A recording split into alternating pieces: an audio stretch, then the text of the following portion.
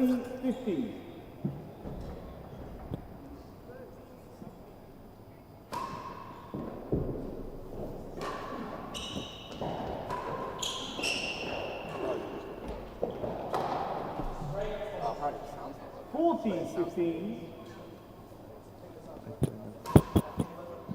Don't know about that.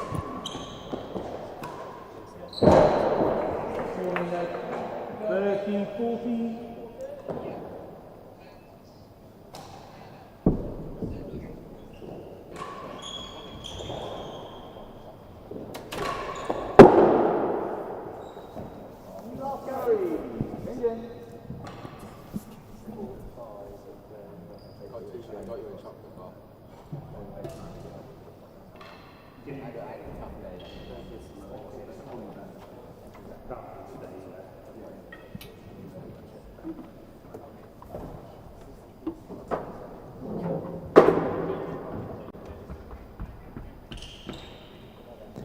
Hello and welcome to the third day of the FLM Super League.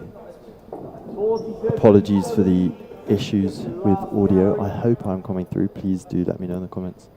If not,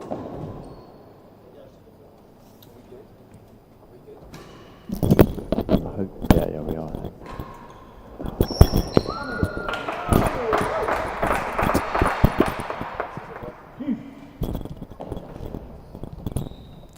Perfect. We are good to go. I am Henman, and today I'm joined by Bertie Vallat, who's just finished his sandwiches conveniently in time.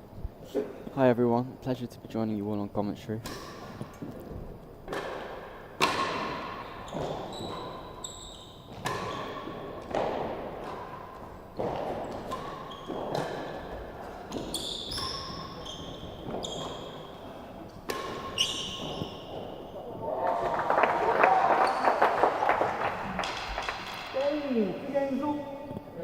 The score is currently 2 games all. Apologies for the scoreboard being a bit delayed.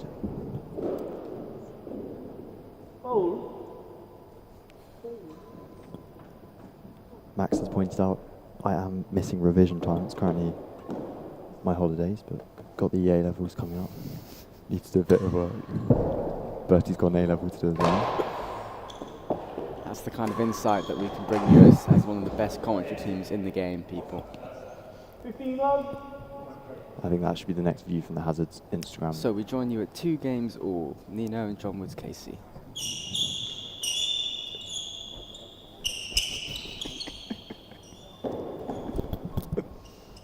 What?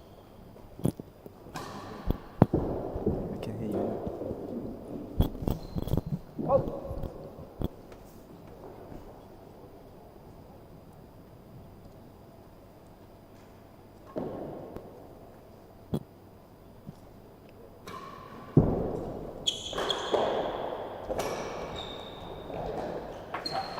So I guess we're seeing Nino with a lot of variation on his return serves options. And looking a little bit more confident now after a slightly rocky start to this match. Cheers, Bertie. Yeah, I think that's unlucky. It was good serve from John. Found the ledge right at the end of that penthouse. That seems to be what a lot of the players are going for, that kind of underarm twist coming over the winning gallery. As a Queen's member and frequent player here, is that sort of thing you'd do? Yeah, I think everyone talks about how there's like slight lip to the penthouse edge. So I think any serve that kind of focuses on that area tends to do pretty well here. You get a lot of value from finding that spot. Great to see so many people in the live chat. It's a shame that it had to be a technical issue to bring you guys out of the woodwork, but great to have you watching.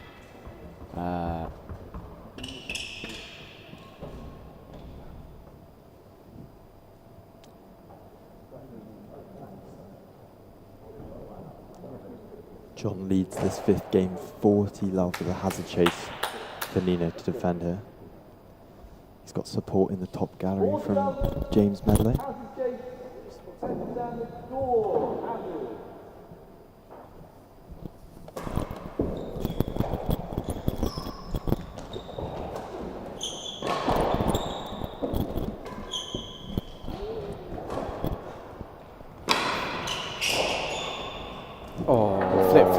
was elite. Great shot. It's some good tennis, both players utilising the bando above the gallery. Game. 3 games. Unorthodox, but paid off there for John. Bringing up 3 games to 2 lead.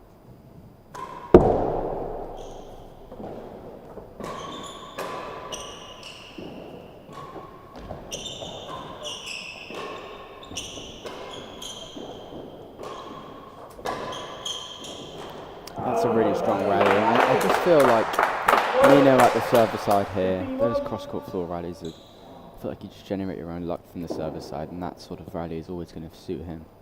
So let's see whether John can disrupt it here. Yeah, I agree with you. Avoid those patterns of play. I think John was looking for those galleries there to try and get himself out of that pattern, really, in that point, but couldn't find anything.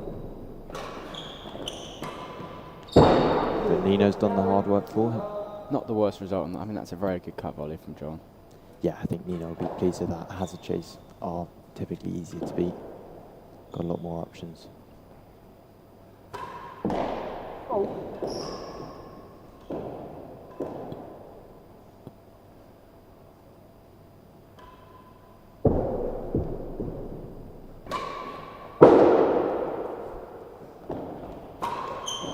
Oh, that's good clinical. kill.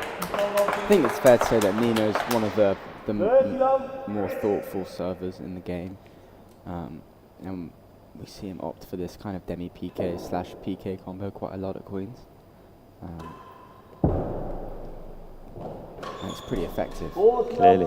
John Called it there. John has to kind of pay it respect and stand at the kind of stand closer to the grill in case Nino throws in the PK option, and then he's kind of playing catch up if he doesn't. So Yeah, and it prevents him from being able to get onto that cut volley if he doesn't know which one's which. So he's going to have to play a floor shot. And I think Nino's throwing in a few PKs here to try and force John into giving him one route. So into that backhand corner, it seems to be what Nino wants. And as you can see, Nino's very solid at that ball.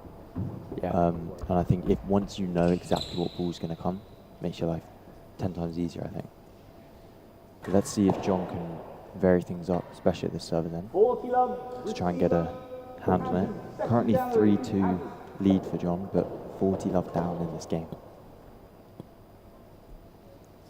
Kerry Blaber supporting John Woods Casey, obviously doing a mini stint at Hampton Court Palace for 3 months as the real tennis pro. So nice to see that he's got some home court support.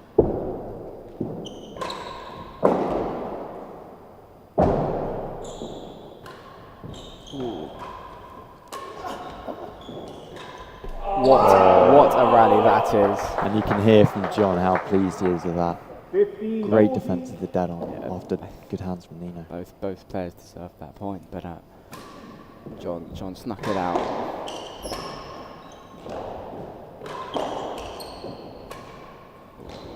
That's so good. I think John's got to be one of the 30-40. most improved players of the last, kind of at this level of the last year or two. I feel like he's just made leaps and bounds in this game. And I think it's relatively fair to say the same about Nino. This time last year, he went through a massive improvement, especially around the Super League, gaining MVP. So it'll be interesting to see how these two play together. That's right, I know they played in a satellite, I think it was an IRTPA satellite tournament back in maybe At Wellington. 2019, 2018 maybe. And I know Nino won that, I think, in 3 sets in a best of 3. But it was tight. They've both come on a long way since then. Yeah, certainly. Wait, what's the 3?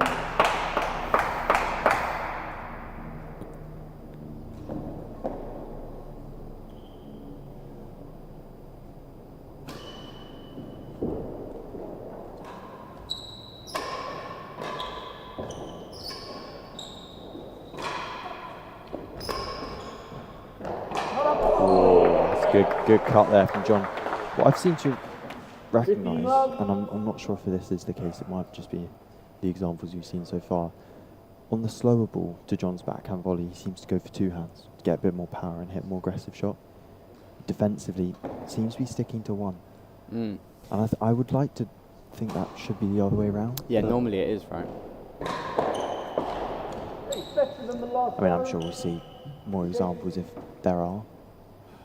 Yeah, John loves that. It's quite, it's unorthodox, isn't it? He has this like two-hand backhand drive, and he holds his racket with a kind of gap in the middle. And if you look at his grip, he has some kind of like lump halfway up the handle, and he kind of like separates his hands. Yeah. Slightly bizarre, to be honest, but it works. So I mean, you can see he's got that long grip, multicoloured.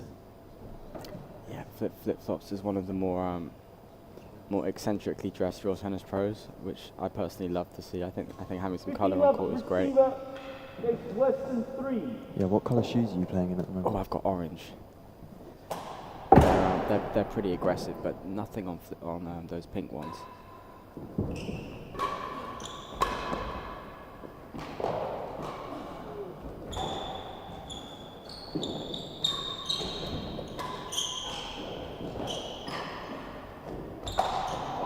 That's very really well there. played point from John. Great movement. You are better than the last Gareth.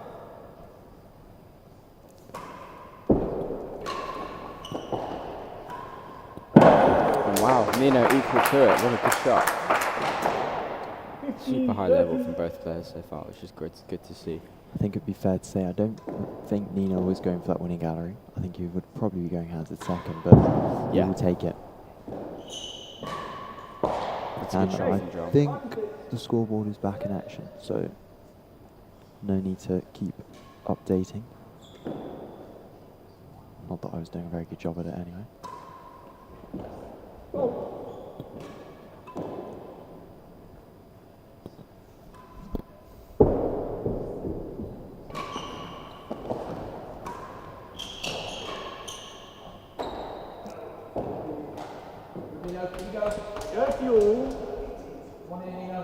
At 3-all, 30-all, the 7th game, this feels pretty crucial.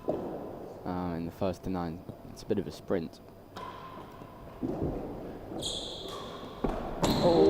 Yeah, I'd agree with that. I think 7th game in any match is important. And Nino's thrown in a serve I don't think we've seen much from him so far.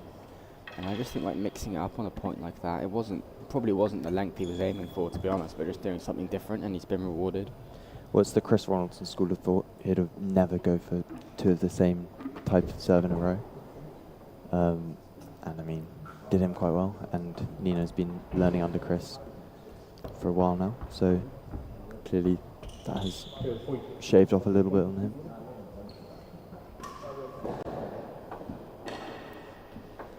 Yeah, John defending 5 and 6 here. 40-30. Probably want to keep it off Nino's cut 5 volley, and 6. I'd say. We will see what he goes Yeah, for. Nino's just all out attack on the return of serve, I think.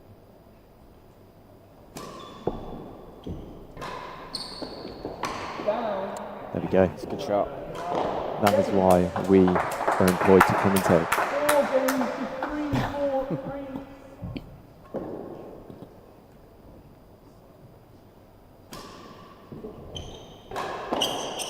Ooh.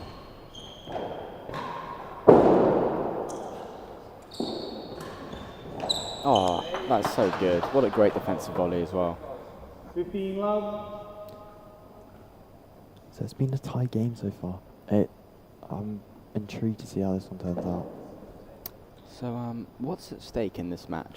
How, I feel like on paper this is a fairly 50-50 lineup for both teams. Yeah, so I think the phase forces represented by John. They're currently top of the table with Shenkman's Henchmen represented by Nino being second. So I think if John were to win this, phase forces would be looking certain favourites to make it through to the final tomorrow. The Henchmen need some results. They've got... So the Henchmen need this more than the Forces, you'd say? Yeah, certainly. And I think John would like it as well. He's currently joint first place with the great Rob Fahey in the MVP Oh yeah. table.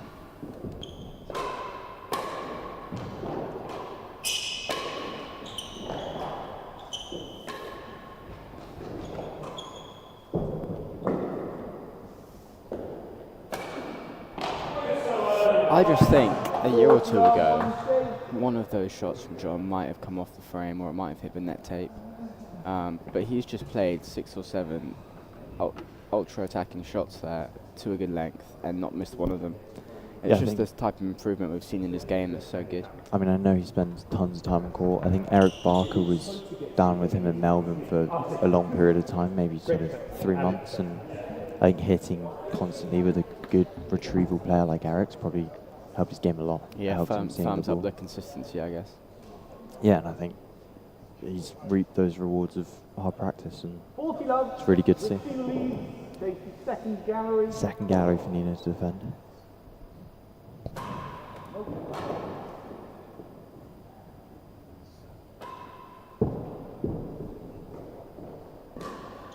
Yeah, it's a good ball from John. Taking on was that the second gallery chase and he's gone for last gallery? It's ballsy, but It's paid off. Nino's given him a little bit too much room. That serve was kind of asking for it a bit, wasn't it? But I think so far we've seen whoever's at the serves end often gets at least a good start into each game. And I don't want to apply commentator's curse here, but Yeah, I know last what few you have mean. gone to love. I It think, just looks the like server. in the standard rallies when the ball is on the floor, the server's always coming out on top. That's good hand. Yeah, I think Nino will be pleased with that gap. Came out quickly. John telling himself not to take the ball in the penthouse. Oh no.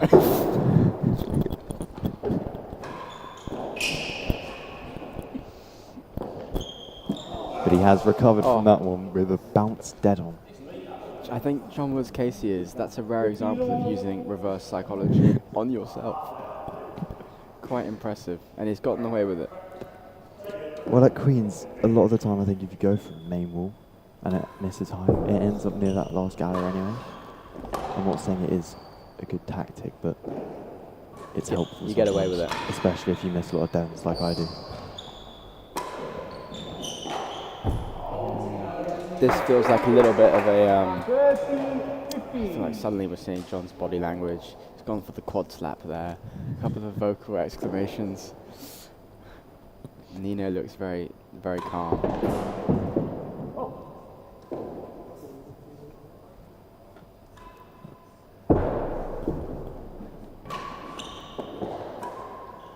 That's a lovely ball. That's an exemplar. Knock it back. Swing. Yeah, I think Nino doesn't really tend to show much emotion. John's been... I don't know if that was John. I think that howling. it was either a really loud sneeze or a anger. I'm not sure, but we're seeing some signs of frustration. I mean, it's still tight, and I It think is tight. give or take a few points, things could be the opposite. But it's been a good game so far. It's been fun to watch. 40-15, receiver takes the second But gallery. Nino seems to keep a cool head, and hopefully for him it will translate into a couple points going his way.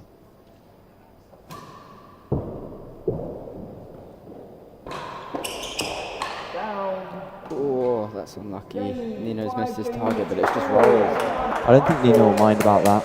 I mean, I wouldn't.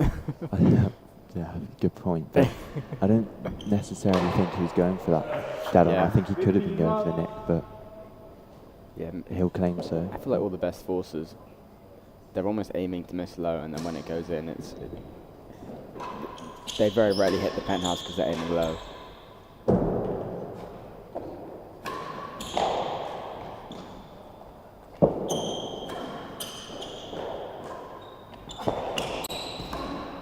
That's good rest. shot. He's done very well. Nino unlucky with that lob.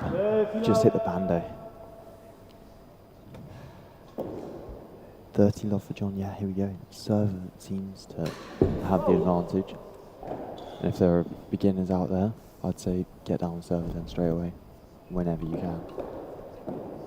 Often a sensible strategy.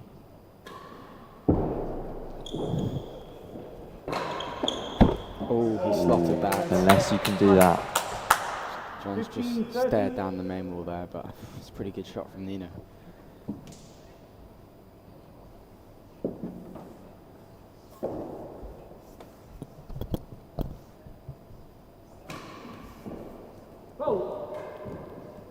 It's been very, very back and forth with these games so far, and I think the next person to, or the first person to get that 2-game advantage, gain a bit of momentum, is going to be really helpful. Oh, that is fortunate, but it's a sweet strike as well from John. I'm not sure I'm not sure Nino liked the look of that shot, even if it hadn't had that bit of help from the net.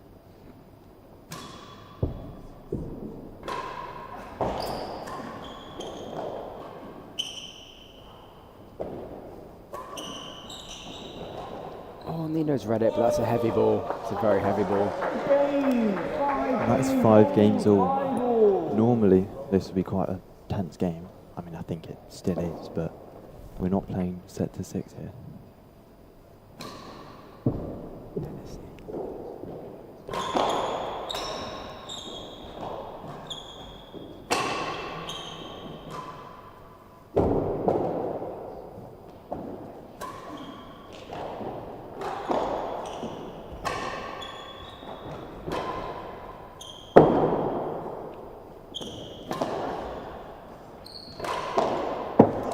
What a rally. Nice Wow.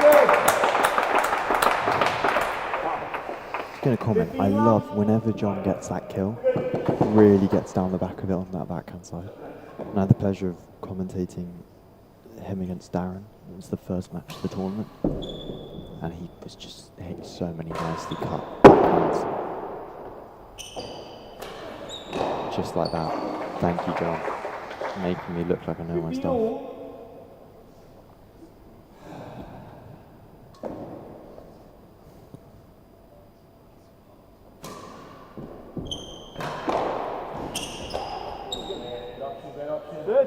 I think Nino will be wanting to get down the service end. Yeah, Nino's taken that point, but I mean, as we can see from his pointing there, I don't think that's easy to say from up here. I'm not sure that's the option against John. I just think he's getting to every ball on the floor.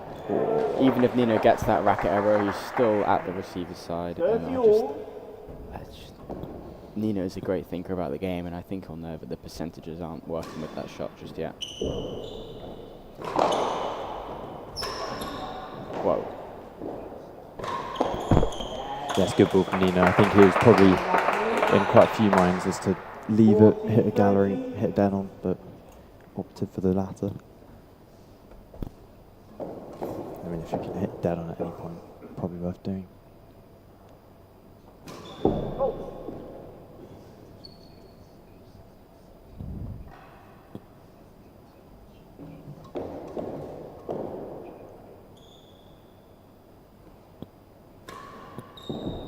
Oh no, Philippe.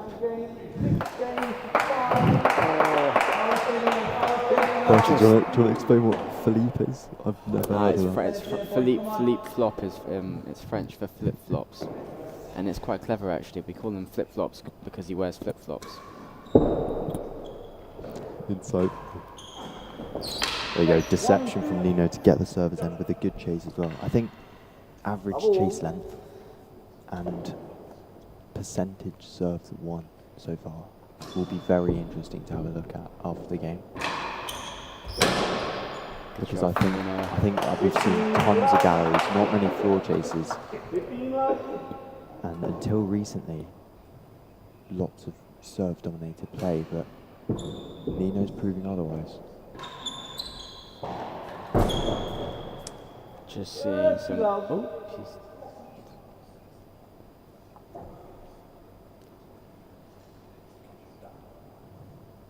I mean, he's obviously annoyed about those last couple points that have ended unfortunately for him, but it's about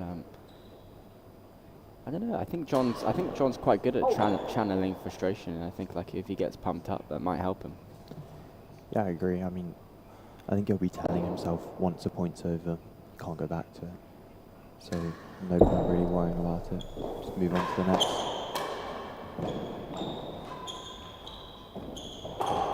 Nino's so good around the town there. Like he covered both options, made up his mind, stepped up. Yeah, he's comfortable, and I think he's a little chuckle to himself.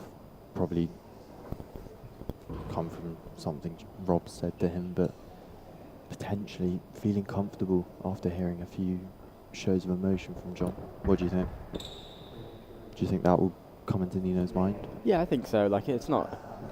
I'm not saying that like anyone enjoys like seeing their opponent annoyed. It's not about that, but it kind of just feels like, I think subconsciously it will just give you a boost, right?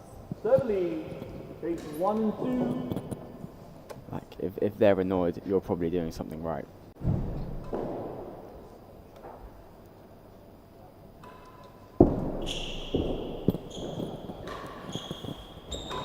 Good litmus test. Max, you are correct there. You did. There's some fabulous commentary from Bertie. 7-5. But here we Yeah, go. Max, I know. I hope you're enjoying your time in America. It's pretty clear. They maybe don't have sarcasm over there as much as here, but Oh, big dig. Back to the tennis. Nino's got the 2-game advantage that I was talking about.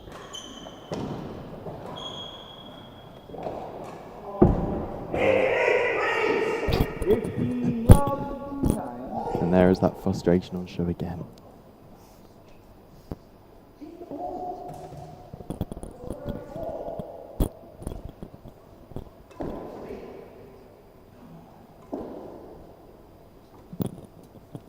Yet Nino still remains calm and composed.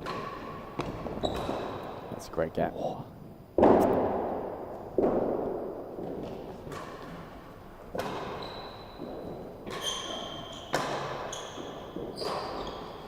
You know, I think Nino's playing really well here, and I think John is annoyed, but I don't think he's. I think Nino's just having one of those kind of runs. Like he's playing good shot after good shot. yeah, he's looking really good. You can tell why Rob's picked him first this round, and Yeah, twice in successive years.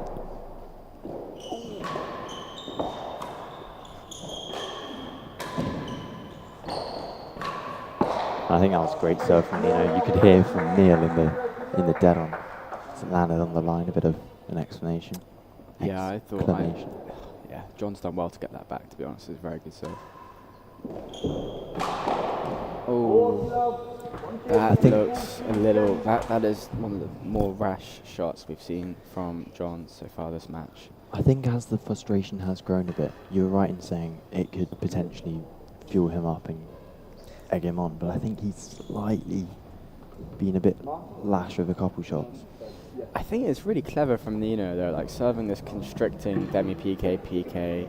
He can sense that John's like getting impatient, wants to finish the point quick. Give him that kind of deceptively straightforward sideball serve, but actually it's not that easy to deal with, and he gets a racket error.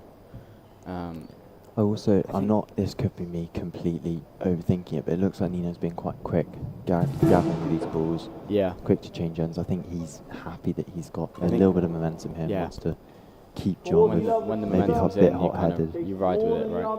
Yeah, but you try to at least. More than a yard worse for John to defend to prevent an 8-5 lead.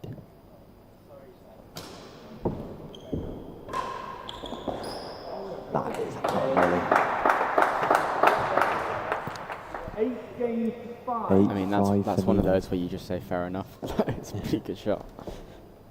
Shenkman's henchman looking good. God, yeah, Shenkman in his favourite place in the world, the second gallery, looking pretty smug. I don't think he's there anymore, but I think he's getting ready for his doubles match.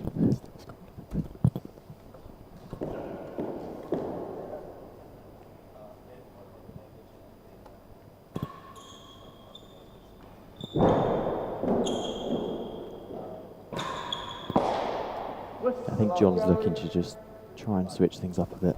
Give it one last go. It's really it's tough for John because he's been right there, 4-all, 5-all, 6-5, and then suddenly a couple bursts of games from Nino, and he's staring down the barrel of a 9-5 loss.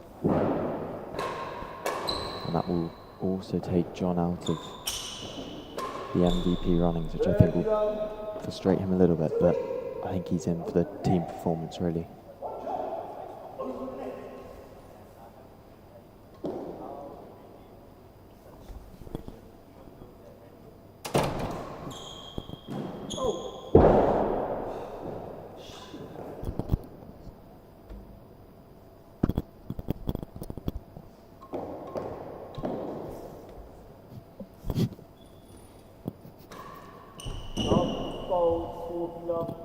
And that is John's second double fault in very unfortunate.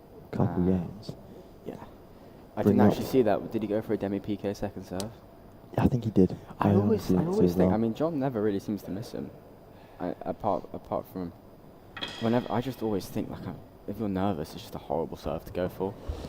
Yeah, I know what you mean. It's a big point, I but just- I think at this top level, you should be backing yourself to get them in whenever you need them to be.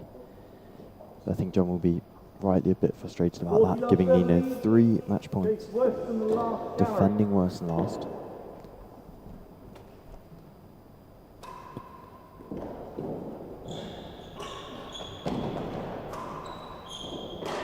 Yeah, That's I mean, great it's service a from match. Nino. It's a really, really good level of tennis from both players.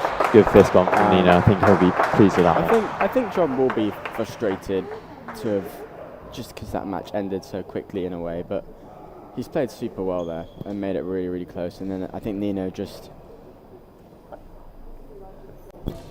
got to the service side and found the serve that pinned him down and ran away with it slightly. Yeah, I think he got into a good rhythm at that receiver's end and then used that to get down the server's side, use a bit of dominance on that behalf. But I think they'll both be relatively pleased with how that started off.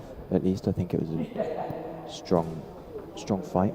And then, yeah, and then Nino came through. If we look at that, serves won, 67% for Nino. To 49, oh, okay, 71% for Nino, to 47% for John. And I think that's because of those last few games that Nino got a little bit more dominance on. Average chase length, bit of a mouthful, nearly a yard worse than last for Nino. There we go, that's saying a few galleries being hit, but he also did get a couple good chases. But John worse than second, which really puts emphasis on that gallery play. Anyway, Bertie, I think we're on for the next couple anyway, but we'll give ourselves a short breather. Thank you for listening. Great, thanks. Hope you enjoyed the match, everyone, and see you shortly.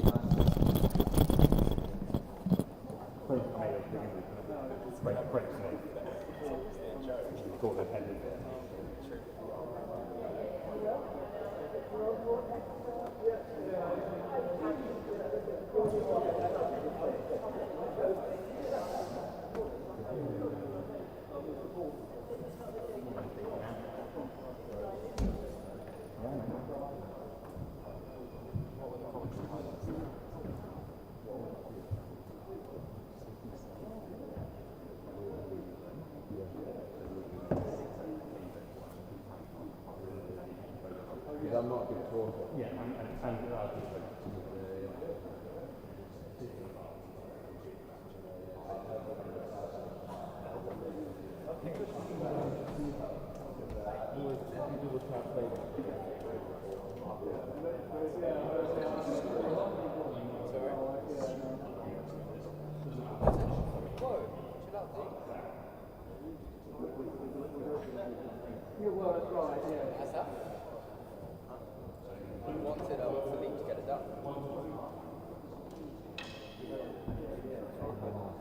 I'm never like that. It's just I'm not. Yeah.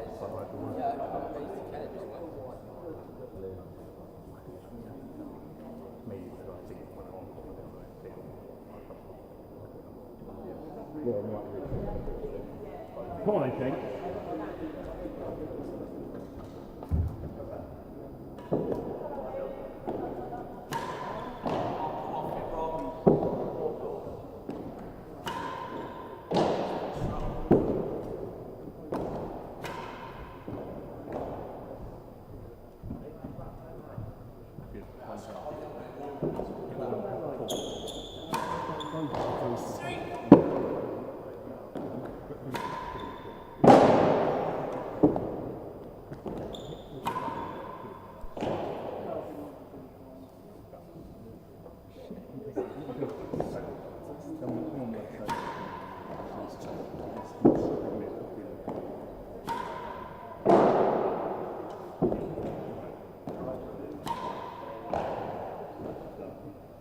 Is that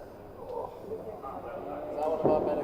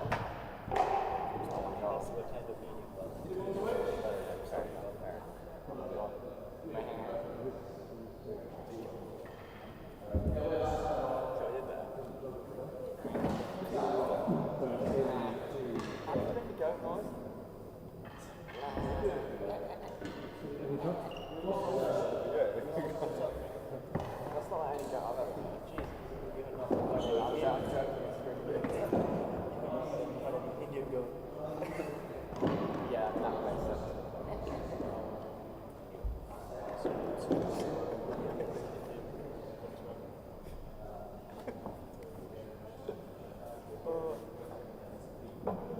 dude, guess who came up on my view page the other day?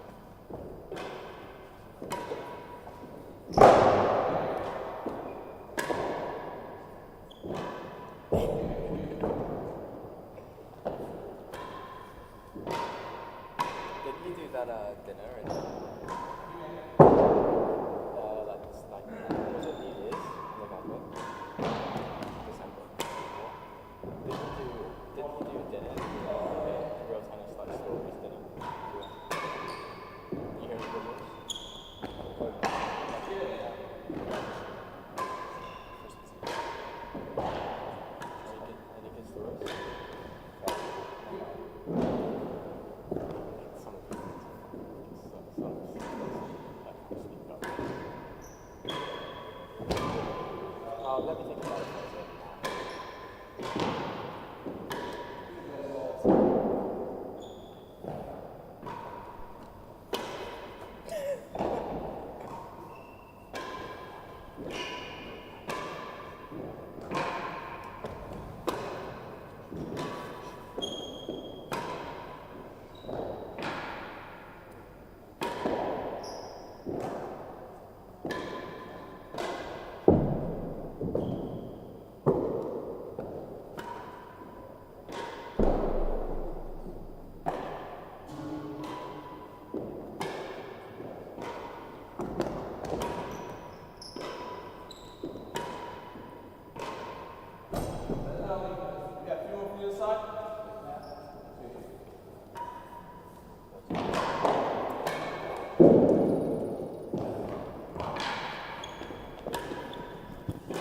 Hello everyone.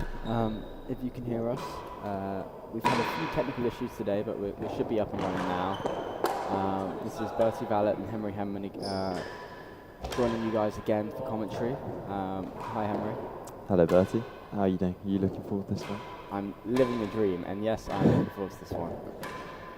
I think this is what makes the Super League event so great, is that we get these matchups where it's just like 4 players who, with all respect to the world, just do not belong on court together. Like, well, you wouldn't expect to see this kind of combination, right? No, man. In the normal tournament. We're starting to see, I mean, especially for kind of your James Medlows, young people coming through, like, I mean, we've had it a bit as well, like getting on the court with these kind of guys is really good for our games, I think, and despite whenever we meet them being sort of first couple rounds of an open, getting absolutely destroyed, but it's good practice, good learning experience, and I think that's what especially James is going to be taking out in this game. So how do you see this one playing out? We've got Shanks and Medlow to serve first. I think it's hard to bet against. I think Rob's going to be really up for this. I mean, both Robs are going to be really up for this, but I don't know. General rule for life is never bet against Rob Fahey. It is a good point. Craig is more than tidy, especially on a doubles court. And Shenkman is a good doubles player in his own right, but I feel like he is a lot more partner dependent. Like he's like with a kind of tee off kind of guy, if that makes sense. Yeah, I agree, but and I don't know. I see, for me, I see Rob and Craig, but no result would shock me here. yeah, I'm with you on that. I think it'll be interesting to see how Shanks and Medlow approach this one. It's looking like James is going to be up the gallows quite a bit, and I think he should be. He was back when he played with Lewis Gordon, and I think it was effective at times, but I think utilising James's really clean volley could be really helpful for the two here. But we'll see how it plays out. I just think whatever happens, like what a cool experience for like. I remember last year I was Team Forces, and it was just so cool playing doubles. Shenkman and James Medlow. One of those win-win matches, really. Yes, going into this, Henchmen are 1-0 up at the time.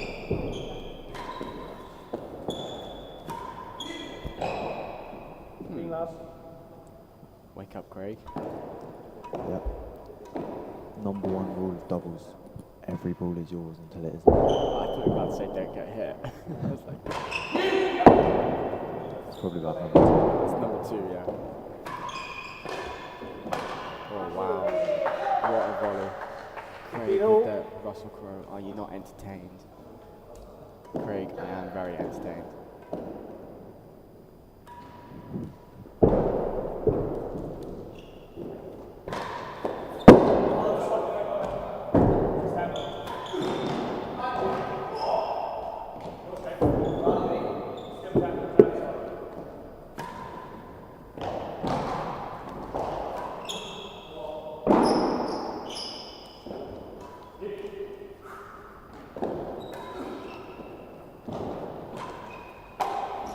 Yeah, it's a dangerous game, call in mind, when you're on the same side of the net as the goat. And I think Craig might find that he takes more of a back foot in this match. It's a demonstrates.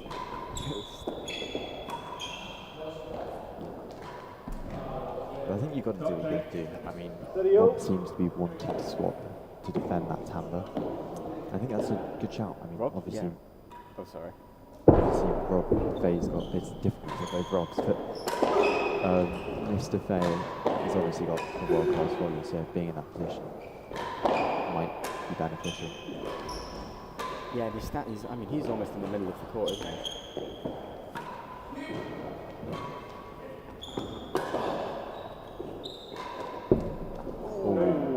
Rule number 2 of doubles. 40, Daddy. It's unlucky there for Interesting to James. see how in doubles I feel like these top guys on their cut body are looking to find the main wall a lot earlier, not going straight.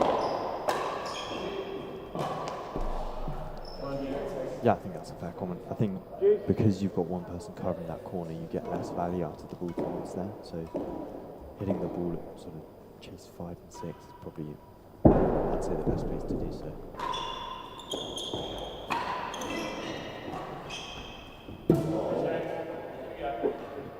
Service advantage. Let us know in the chat where you're watching from and who you're supporting as ever.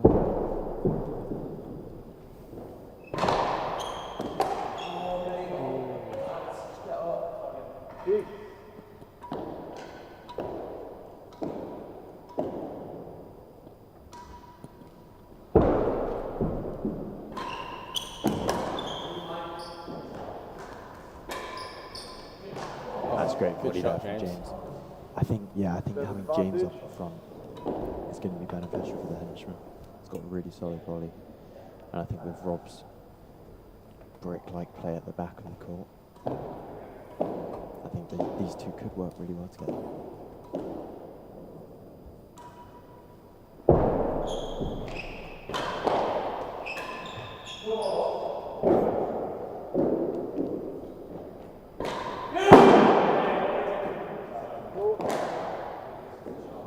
First game, 1 up. And the first game goes the way of the Henchman. Especially with, sounds harsh, but like more of an A-B pairing that we're seeing with Rob and Craig, where one player's hitting like more of the balls than the other. You've got to be service side, right? Yeah, I definitely agree there.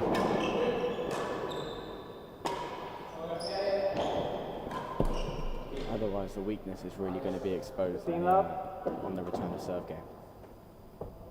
Yeah, but I mean, as we're seeing from the pair at the service end currently, despite being a quote-unquote AB partnership, James is really holding his own.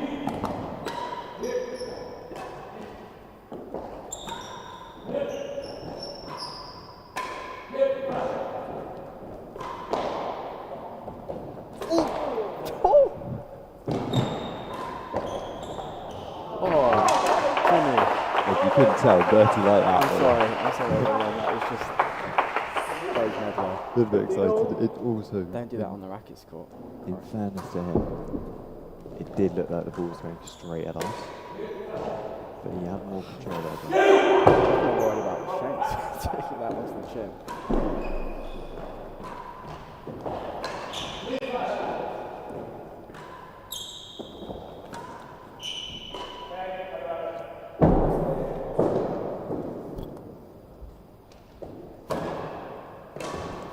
It's unfortunate life for James, but he's got away with it. He's done well. And I think their tactic here is clear, peppering that timber towards Craig, and then whenever Craig is at the grill, trying to just miss it.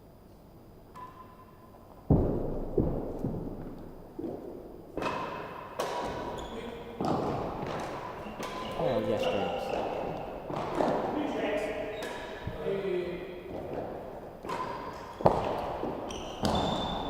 That's a good leave. That's a good leave. But it's good to see him even kind of making the move for that ball. It shows that he's kind of in the point, right? Yeah, I think you've got to be on your toes, especially when you've got Rob Fahey at the other side of the court.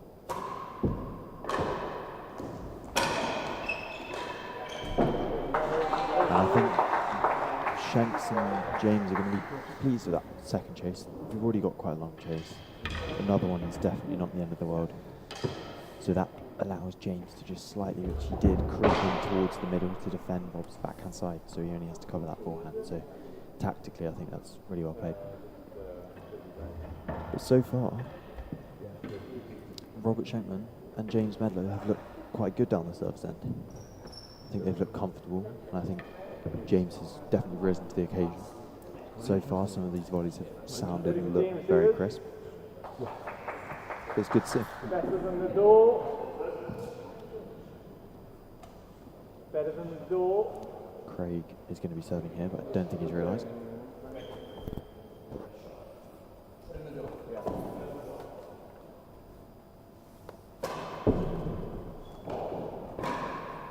Oh, James Medlow, once again, Second gallery. proving why he was the first pick out of top 4.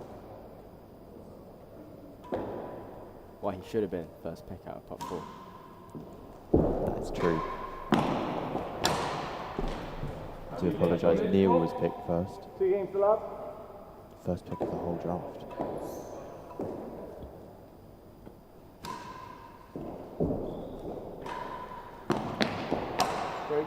That's a good ball from Rob.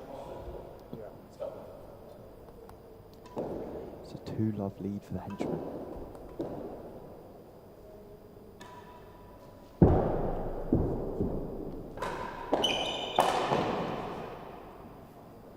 Love.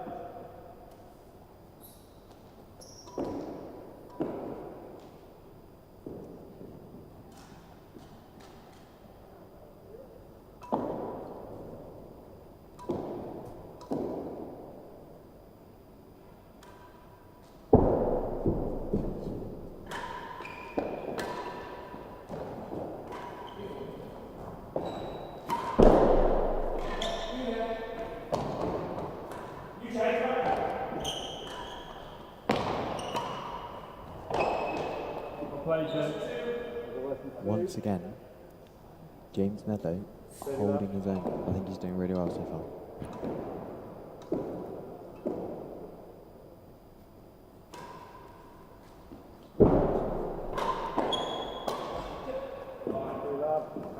Consistent pressure with his partner Rob. I'm looking on track for one of the worst predictions of the event. With Shenkman and James just playing really well, coming out of the starting blocks fast. I think Rob and Craig will play their way into this one slightly. Still figuring out whose ball is whose, where Rob is going to stand. Whereas Shenkman and James are playing like a much more conventional doubles pairing, I'd say.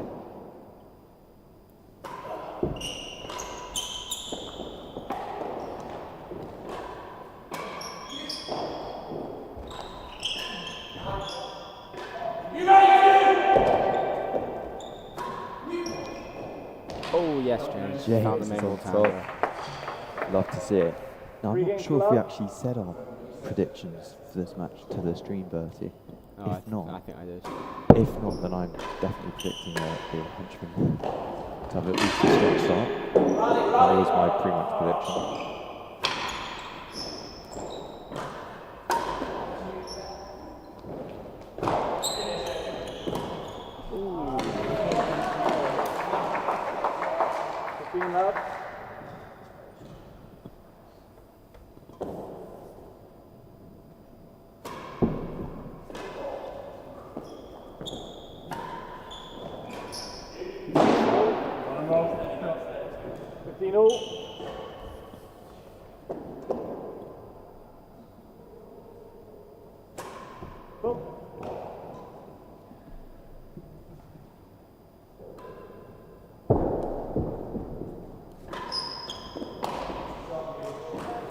Great cut body there from Craig, really finding that width. Needing to get on that scoreboard. Oh,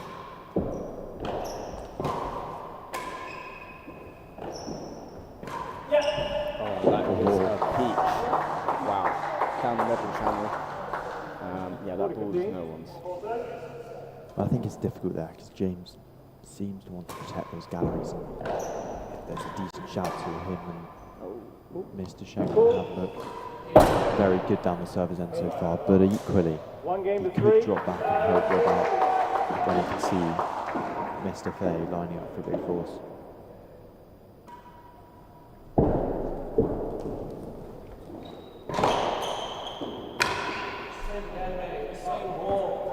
Little fist bump from Rob there. See him getting into this one. I've got that going.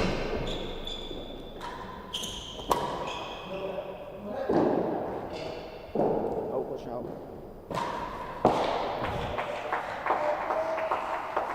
More than that right now.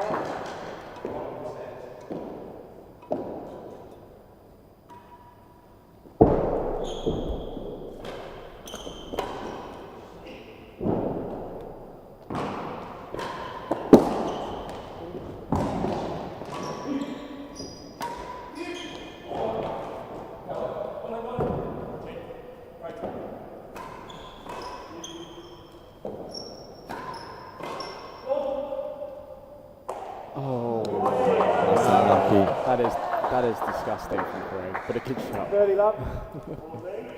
Lob into the dead on.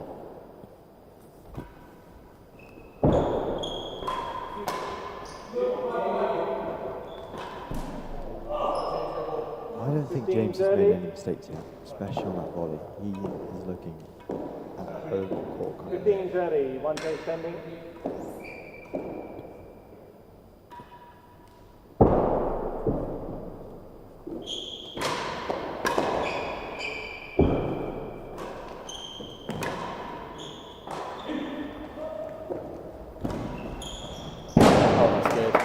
Good wheels from I Rob. think it's very easy to just kind of, there's good situational awareness from Shenkman there to see Rob pushing up the court, anticipating the cross-court shot. And he's played the awkward ball down the line.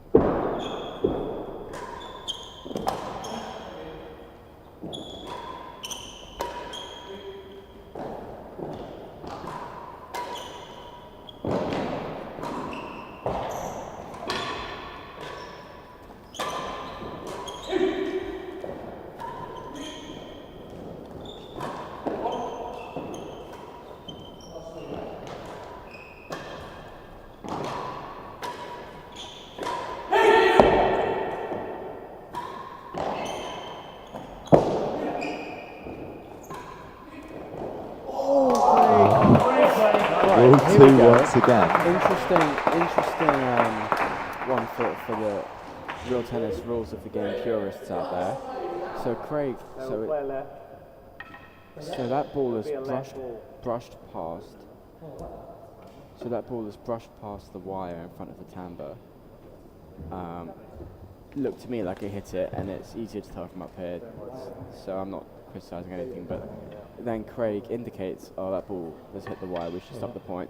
They keep playing. Shenkman and James ultimately win the point.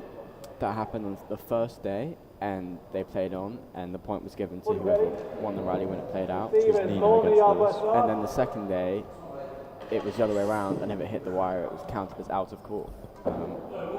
So I guess we're making that one up as we go along.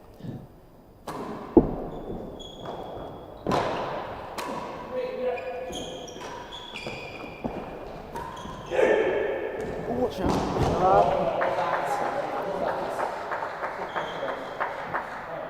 Deuce. Back to deuce now. Forces would want this game. 2-3 looks a lot better than 4-1 deficit.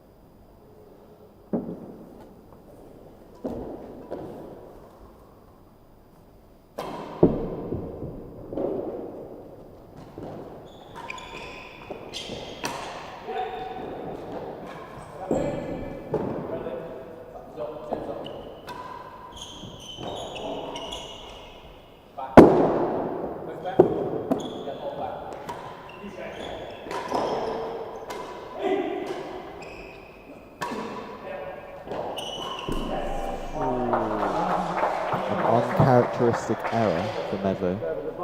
Yeah, just... It's a hard fought rally.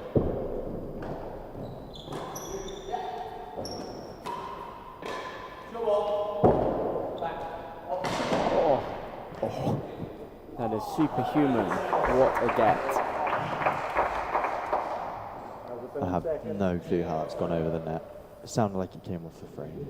Hit the main wall about 6. Was the battery wall, I think it, no. What's that wall called? Service wall.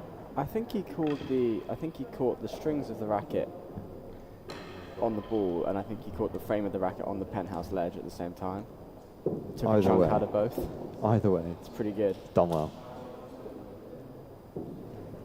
Are we surprised? I mean, I think Craig's probably surprised he played that one. Receives advantage, has it 7 Just because how seconds. close it was to his head.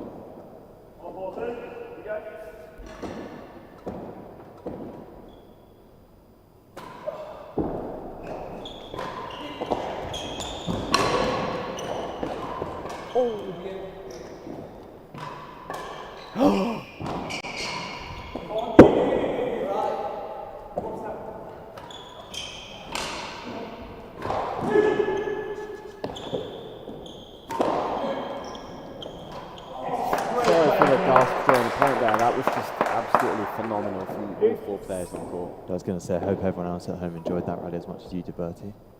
Took out half the oxygen.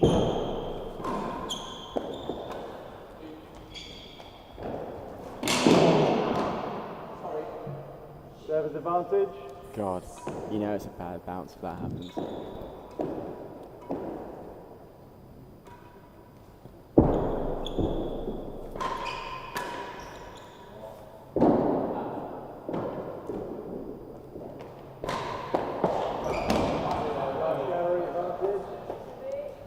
Good ball from Rob. I think he'll be happy with that chase. Server's end and doubles is very, very crucial.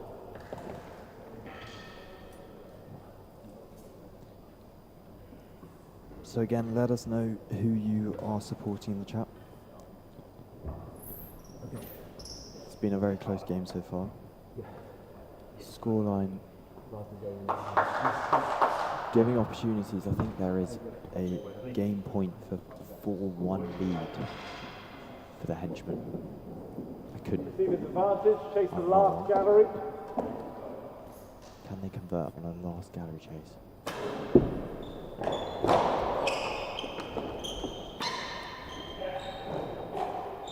With serving like that, they will struggle. That's a great serve for Robin.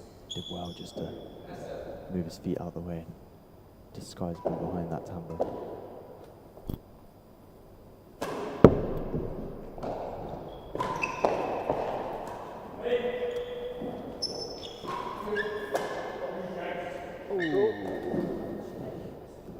Advantage.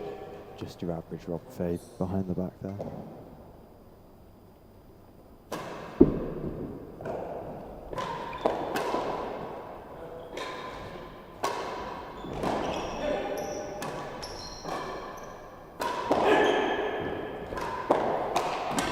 Jimmy Medlow with a pretty naughty racket spin both there.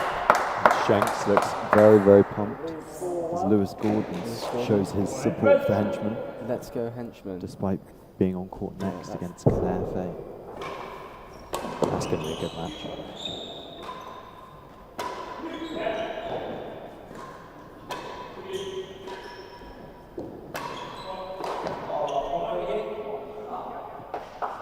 Up. I think it's worth mentioning that in the MVP, most valuable player race, both Rob Fahey and Rob Shenkman have 2 wins from 2, so the winner of this, with John Woods Casey losing the last round, will remain the only person with 3 wins from 3. But there is one person left, Bertie. Who's that? Do you know who that is with 2 wins from 2 currently?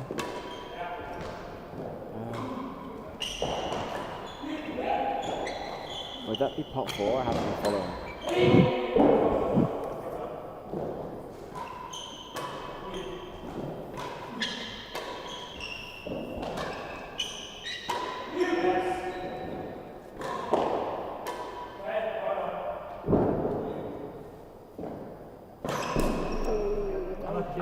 Yeah, Bertie. You are right, that is pot 4. 40-15. And yours truly. But I was very lucky to be watching Vaughan play a nice 2-on-1s on Tuesday evening. Okay, right, back to the tennis. I quite like that down the middle option from James there on that ball. But he has just netted 2. Again, I don't think it's shot execution. Sorry, I don't think it's shot selection. I think it's just the execution there. He's got to be positive here. Yeah, I think he's done so well to start his game off on a really good note. So I think just wants to get those out of the system.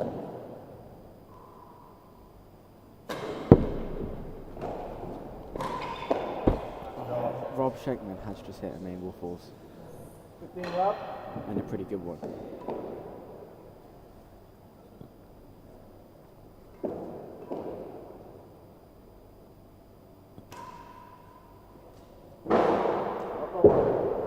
I didn't know that had been written into his programming, but he has a plus pretty good. +6 now. I know. So impressive. he likes to think he's got a couple in the locker.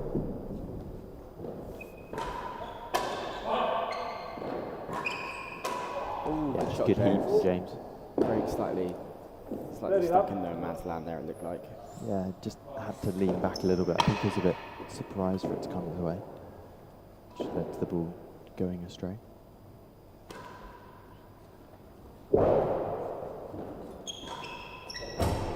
Second gallery. Sensible gallery chase from Rob.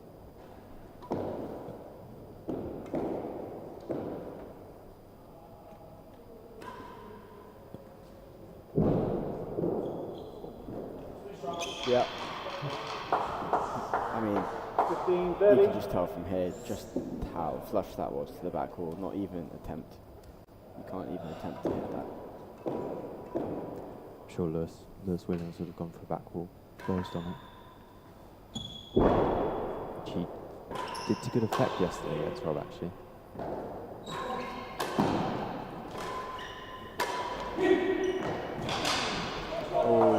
I think it's a good call from James. It's just a good shot. I think it's slightly caught Rob out. I don't think he was expecting James to leave that, but I think it was the sensible leave.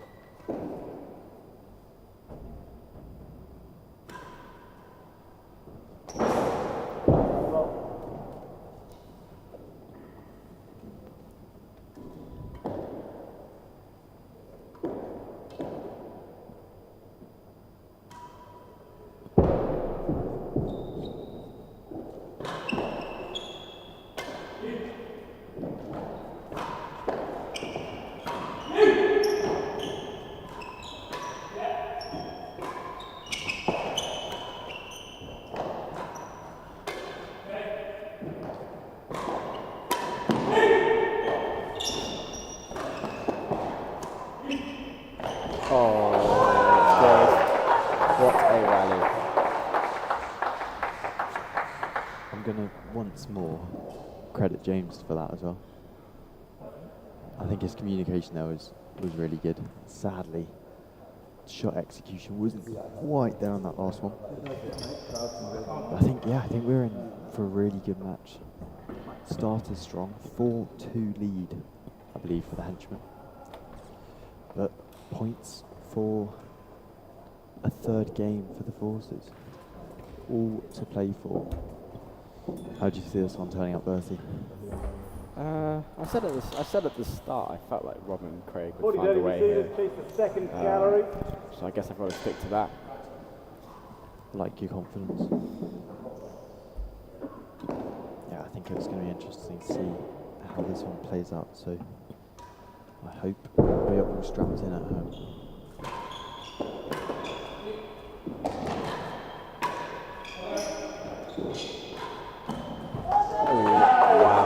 People can hit a cut back and forth and 3 games to 4. off a decent length shot like that. I mean, that is just... Yeah, he's hit to cover that. He's hit a couple backhand forces and dead off the tamper so far this week. 15 love. I'm sure he has spent hours practicing those. Top. The receivers get their third game 3-4.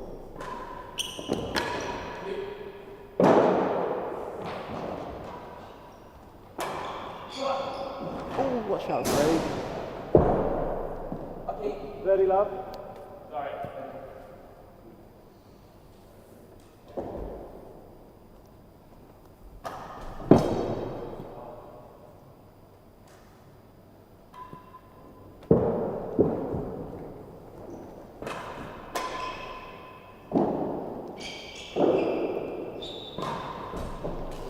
As those of you who watched my doubles match on day one of the event, I do quite like that shot. I wish I could play it as well as that, but I think when someone's out there at the galleries, just let them know that you're still going to hit it. I think a lot of the time when someone does go that far, they do tend to duck. They're just there to play position, to impose themselves and apply a little bit of pressure. So I think James did not want to hit that ball at all. I think he's happy that it's flowing past him. I think it's quite brave of him to stand there. I definitely wouldn't. You're more of a back player though, so I think you're suited to that back of the court, so I doubt you'd find yourself in that position much, but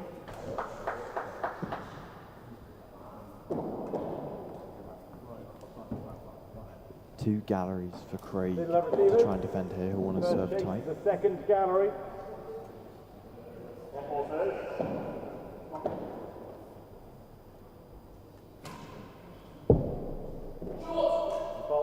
Well marked from Shenkman.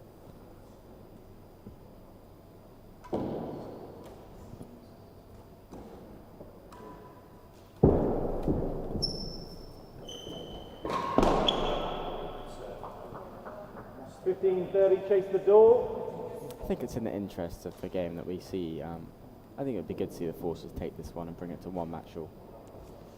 Makes it all just a little bit more exciting. It does, and I think it makes my team the Mavericks. It makes our job later a little bit easier. Yeah, I have no idea how it works out for us, but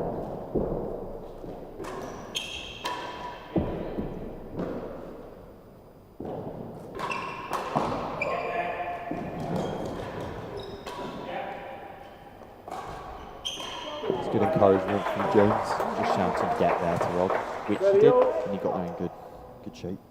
But 30 all, important game this one. On fault.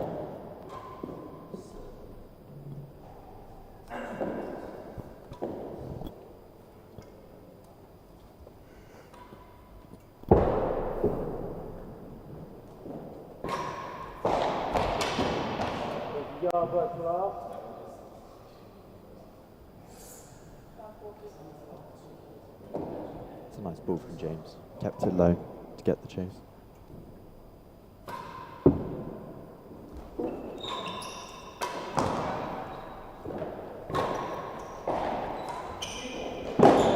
And that is great play from both Craig and Rob. Lovely serve from Craig and firm put away from Rob there.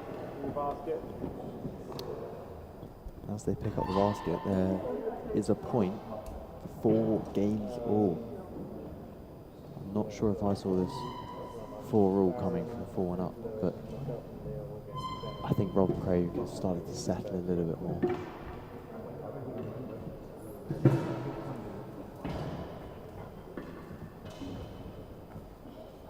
You can see they're poised in the first gallery and the door. Members of the Henchmen, Nino and Lewis Gordon, will be both very keen to see their team succeed from this match. Yard worse than the last gallery. Yard worse than last to defend, to keep their hands in this game. And that will do it. fair enough. Back to Deuce.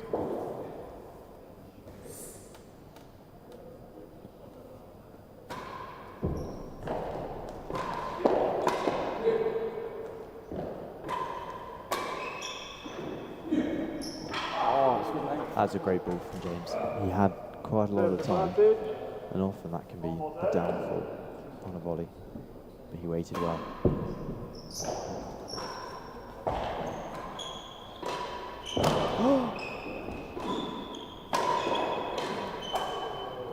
What a point! What a point! Wow. If you couldn't tell, I think you enjoyed that one, Bertie. I think, yeah, after a rally like that, that's when you hit him with the stare down. Great point, that one. That was just, I mean, Good hands from Rob's James. throwing everything in there, and it's just with the no look. He's given a look to the commentary box there. The no look volley off the gallery edge, straight from the Bridgman court here at Queen's.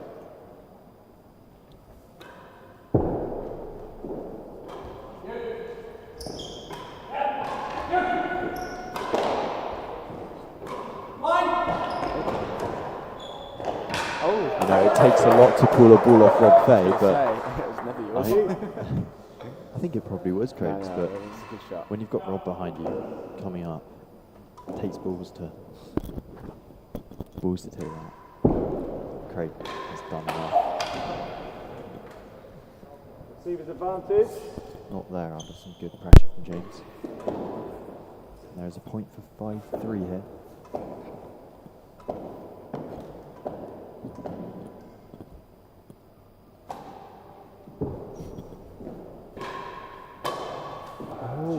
Converted. 5-3. You okay, champ? Yeah, just had something in my eye.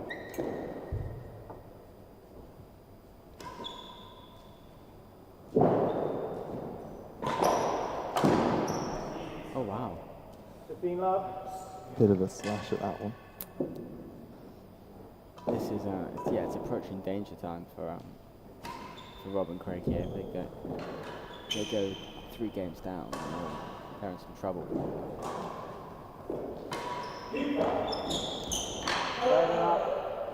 Good honesty there from 15 Rob.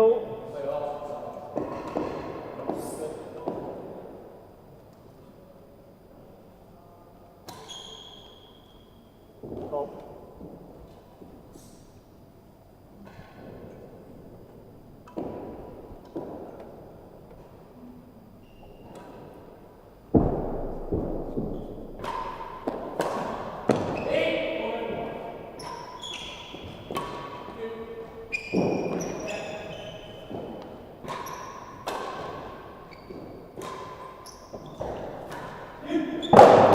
Lovely ball from Craig. I think he will be. Gallery, he's missing and just getting punished there. Good shot from I Craig. think Craig will be very happy with that ball.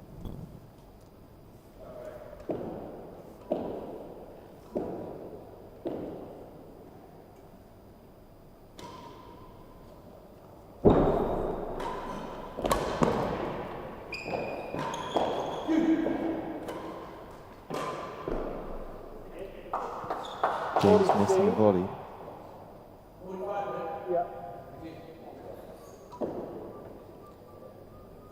An opportunity to get another game for the Forces here.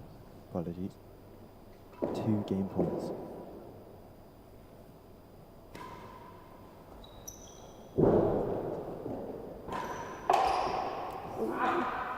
That's a good ball from Rob towards the door. Craig got a racket in the way, keeping the servers in, but losing one opportunity at the game. The next follows.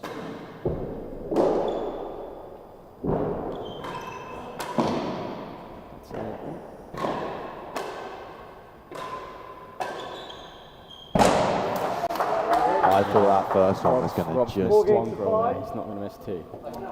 I don't think it was going for the goal, honestly. It looked like it was just going to glide in.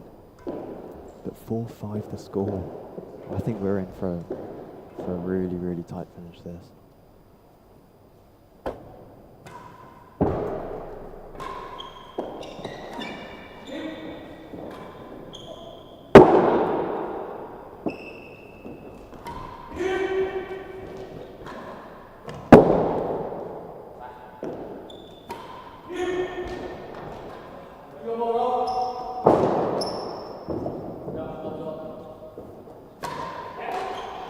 Good pace there. Rob finding the main of the time every time when he gets that loose ball. Yeah, he's done well. I think James did well to retrieve them, but just not enough. Rob capitalises on that ball in the penthouse.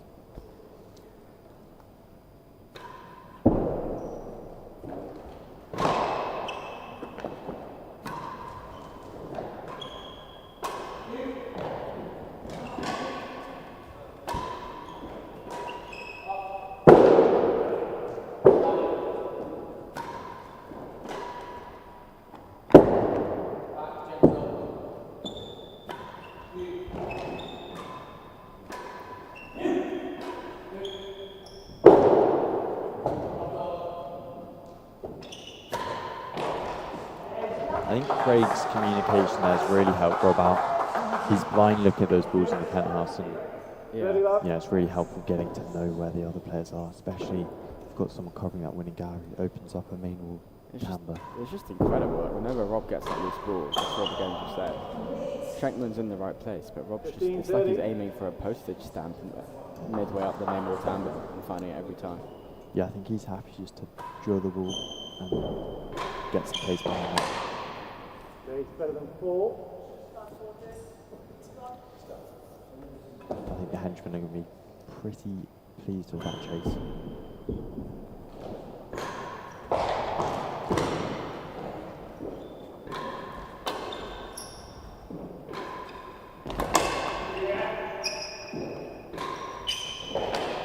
Oh, James. James well played. putting Rob Fahey under a lot of pressure there. 30 all.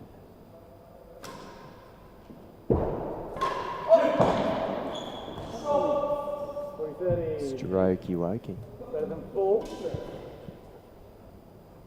I think Craig will be a bit annoyed with that, given that Did they'd already... he clip that? He did, yeah. Oh. He's called it on himself. I think he'll be a bit annoyed that he hadn't left that. Because they'd already conceded one chase. So conceding another isn't quite as annoying. Short pep talk from Nino. Very tactically aware Nino is. So let's see if this advice can come to good effect. Better than 4 to defend.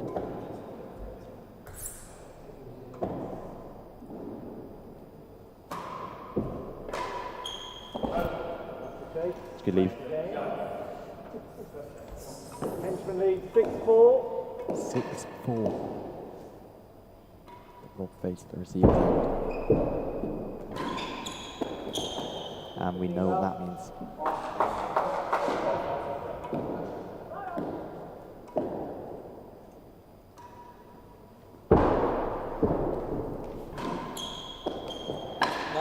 Just cutting it a little bit too much, Rob, there. Good pluck up the sky from Craig.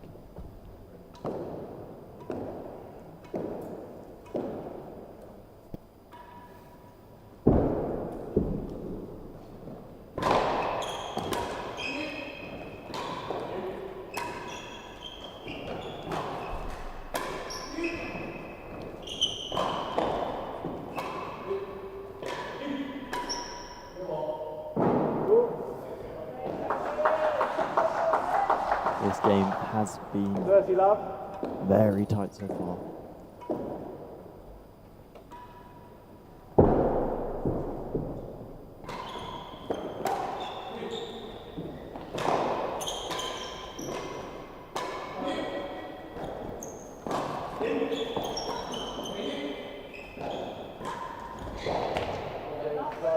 Good lead from James.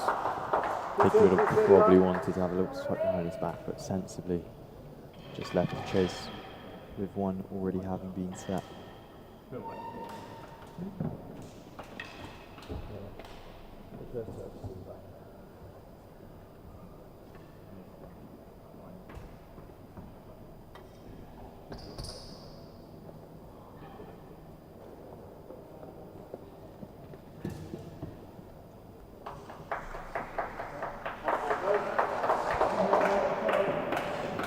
Love service.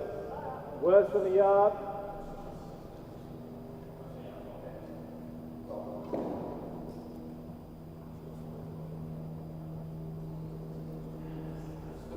Let's see what Rob decides to serve here on worse than a yard. Craig's out the way.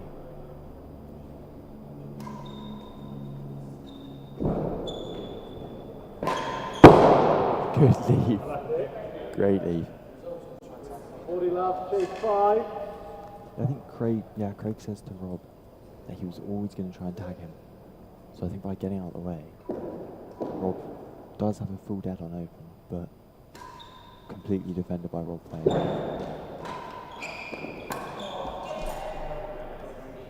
15-40. Still 2 game points to bring it back to 5 games to 6 in this long set to 9.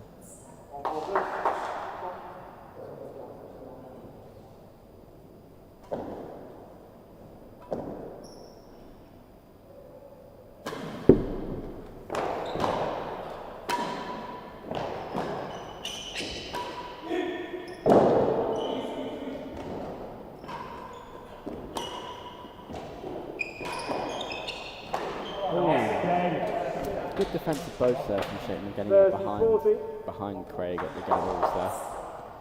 Shank's clearly happy with that, the celebration after the point. But another game point to defend. Yeah, I think he knows how good it would be to steal this game from 40 love down.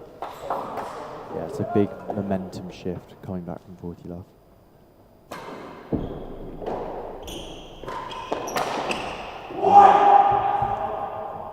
And if you couldn't tell, Shenkman's point, bring up advantage.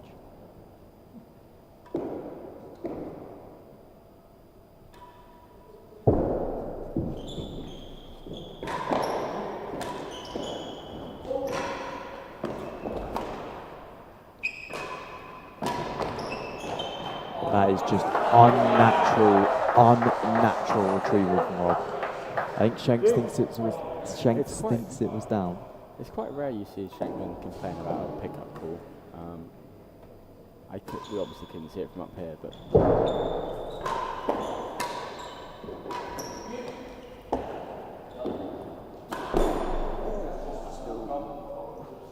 that's a sign. Justice has been served. We don't know whether that ball was down or not. Yeah, we have no idea.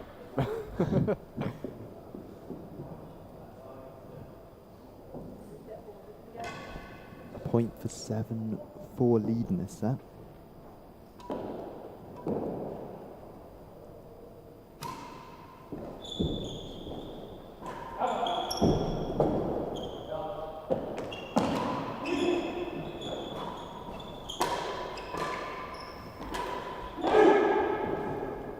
And a sensible leave. Yeah, really not the worst one in the world to leave that far up the court. Options are limited. Yeah, I think also that tight to the galleries.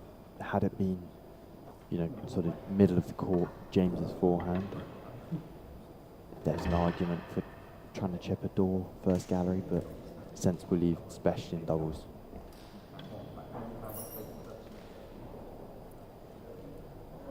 But they now have to defend that hazard chase. Hazard better than second gallery.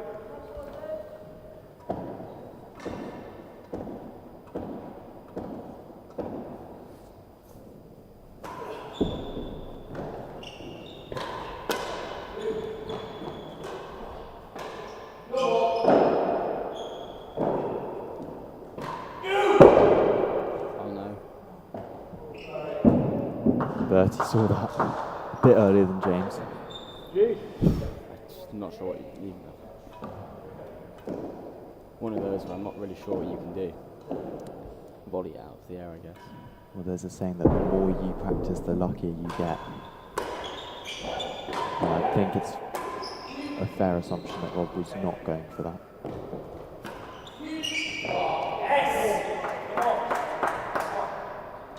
Service advantage.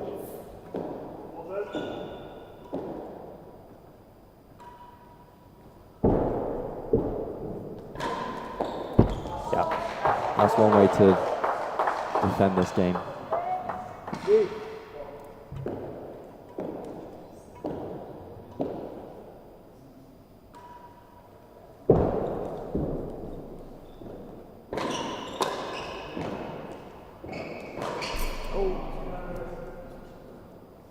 Service advantage. Rob's under some pressure here. I mean, that's a tough ball to play a main ball force off.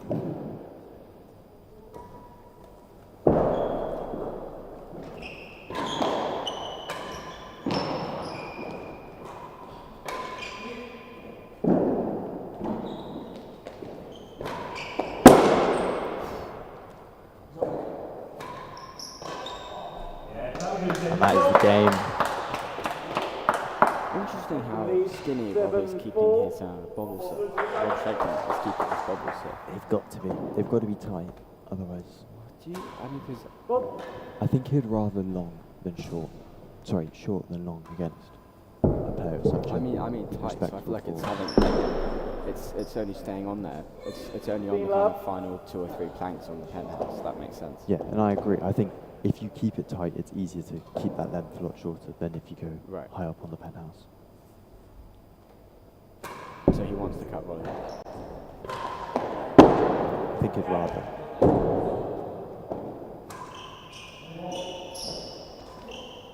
Oh, Craig's done well. That's a good dig from there.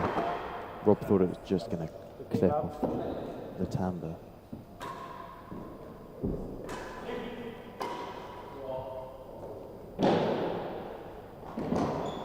Oh no.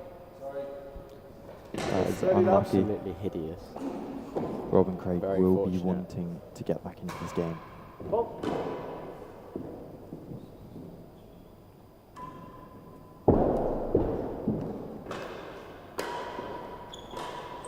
See how far Shenkman's pushed up the court there. Preempting the cut volley. Yeah, it's good ball Very, from very Rob. good. Bit of a Yorker at Craig's feet. I think lots of great doubles players do this. They look at the serve, see that it's short, encouraging a cross-court cut volley, and I think Shanks stood at like chase 6 there. Yeah, I mean, you see Tim and Cam doing it all the time. Yeah. I mean, their positioning is second to none in my eyes. But here we go. 3 game points for an 8-4 advantage in this match.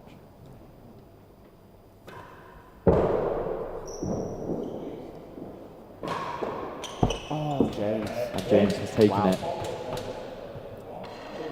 Here we go. Out suddenly, just when it was getting close, Shenkman and Medlow run off with a 4-game lead.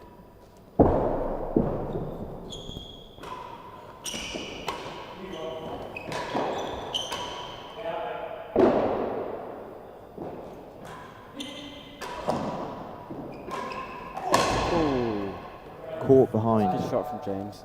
Craig's having a tough week for body getting tagged. Henchman 3 points away from winning the tie against the Forces.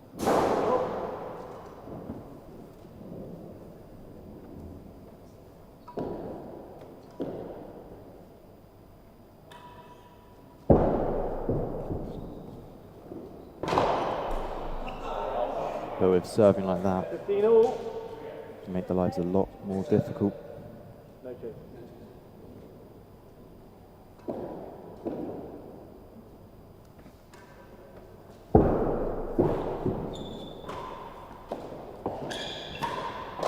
Ooh.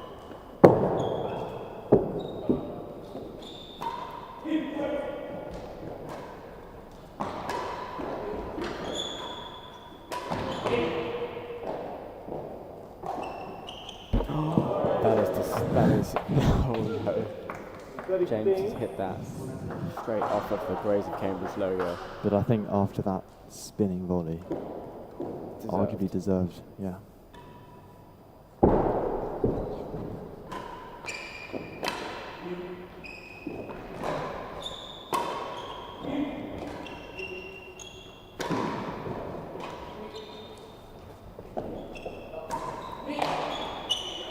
I don't know about you, Bertie. I thought that ball was going to bounce straight into the dead on off Rob's racket.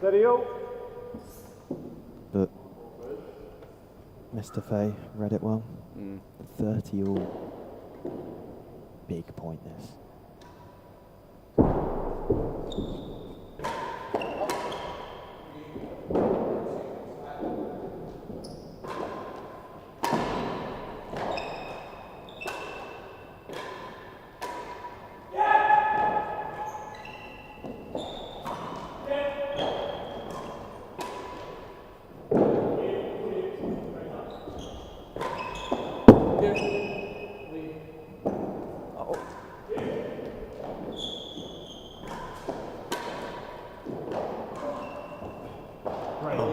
Wow, what a rally.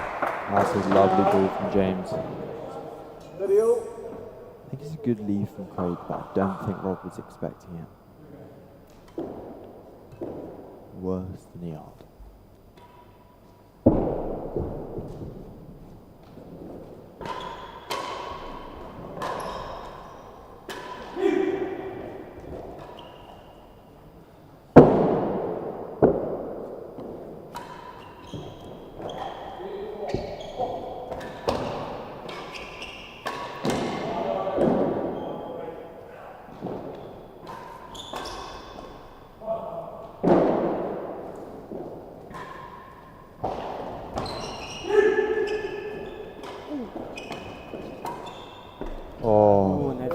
got the rally. What a rest.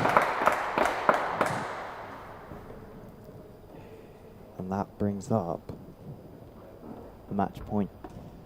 Defending worse than Yard, but if there was one person that you had to beat that chase with your life on the line, It would be I James think Medlow. or maybe Rob Fahey. 40-37 lead, Let's takes see. 7 in the yard. Match point.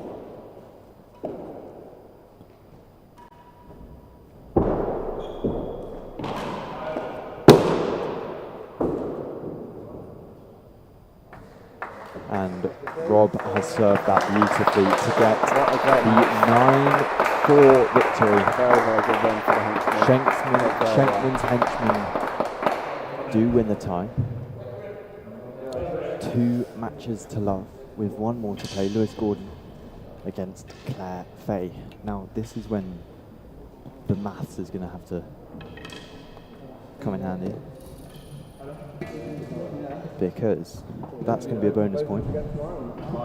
So they currently have 3 points, which will put them in the lead in the overall standings. Off the top of my head, that will put them in a 2-point lead. I believe 8 points to 6 at the top. Mavericks on 4. And what are the Slayers on? Are we negative or are we still in plus? You can't get negative on 30. What are we? You're on 1. Oh, right. So, first place currently, we have Shenkman's Henchmen. So it's impossible for... We will see. I don't know. Hang on. 8-6-4-1. That was a thoroughly enjoyable match, everyone. Thanks for watching, and we'll see you for Lewis Gordon v Claire Fahey. 8-6-4-1. So is it impossible? I think it's a lot of command. Is it impossible for Slayers to qualify? 8-6, yeah. Is it impossible for you to qualify?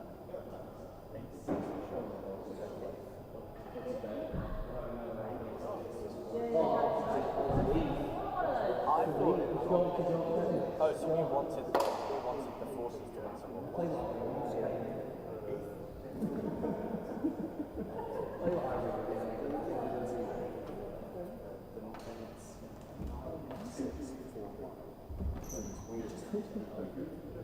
I'll let you know.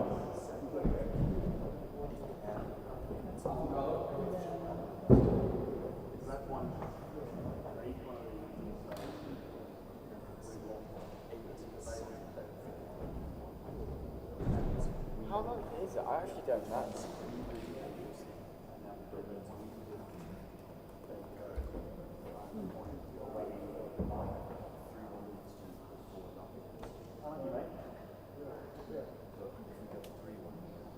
we go. This is the...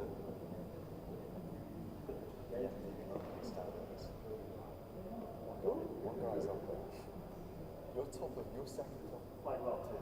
I think they made today. You lose shot.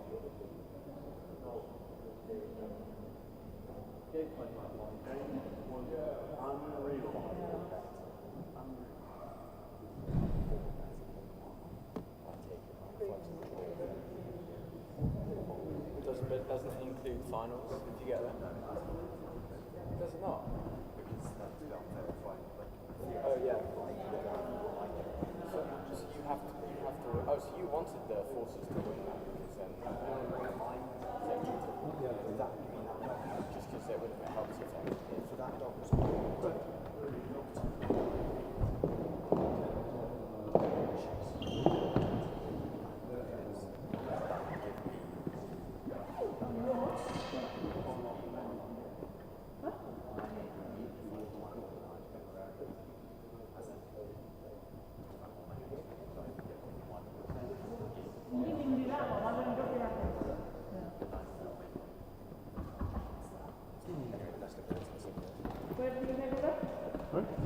So 8 No, for yeah. this one.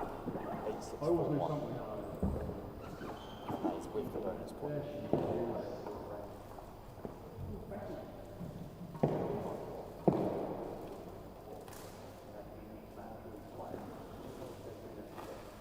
It's not nice. There's a bit. I'm not going to lie. So if you win, it's you and BTM versus Bryn Neal. You have to win by 9 Q1, Q2. I'm like, no, I've already qualified. Thank you. I'm really going to be out.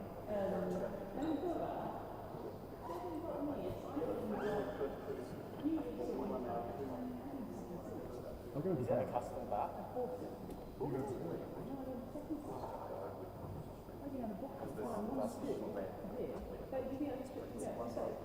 That's a shame. Why have they gone away? Cheaper the custom. Oh, it's the painted one.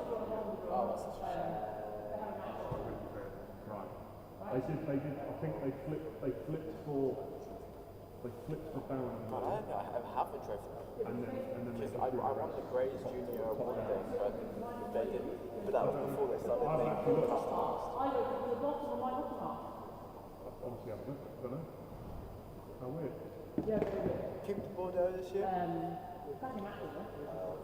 Maybe, that was it. I think they threw the bottom line. Oh, yeah.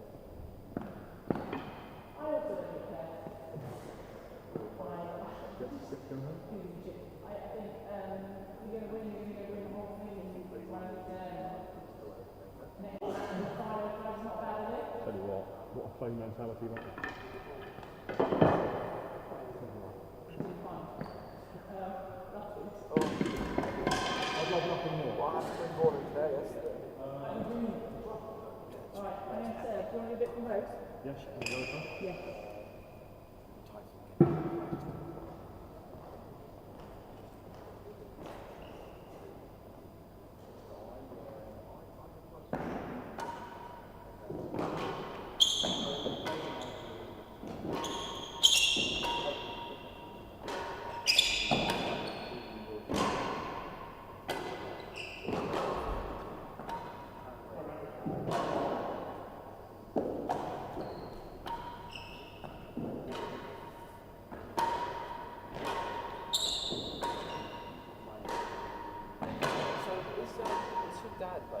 Doing a lawsuit, what's he doing to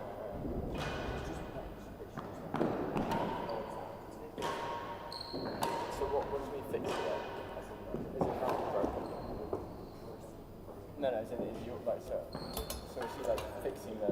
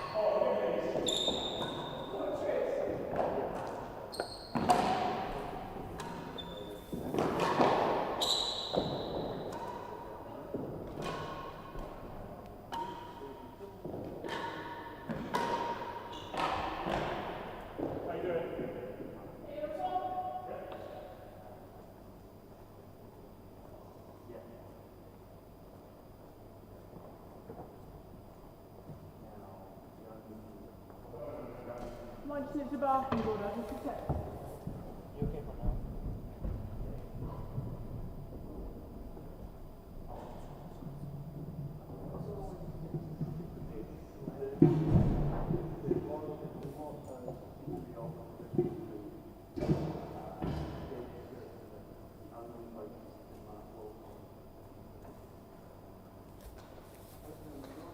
Saying nice things.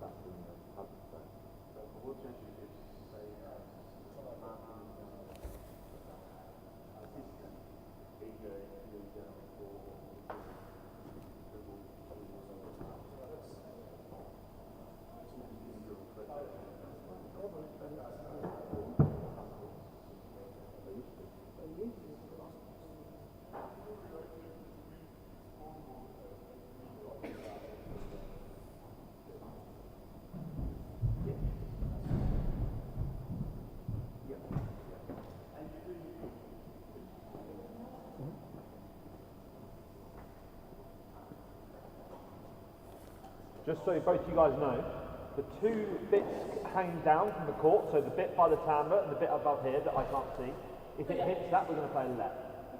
So the bit by the timbre, a let and not out. That's what they've decided.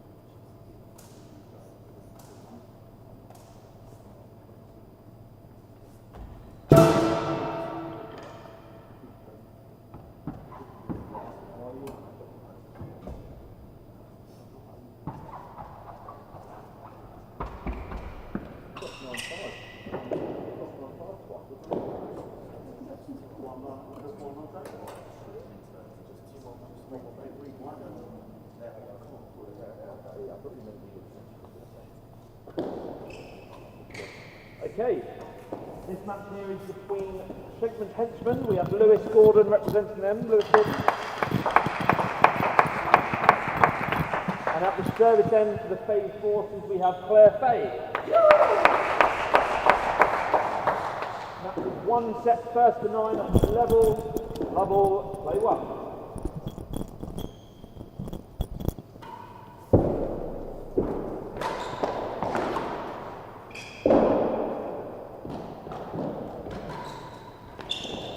Down, please, worse than 2. Back again for the third and final match of this tie, as Shenkman's Henchmen lead 2 matches to love, already picking up the bonus point and getting qualification through to the final of the FLM Super League tomorrow. I'm Henry Henman, and I'm joined by Bertie Vallat, who admired that force there. Good afternoon, everyone. Happy to be joining you again on comms today, Henry. Third hour in a row. Looking forward to watching this match.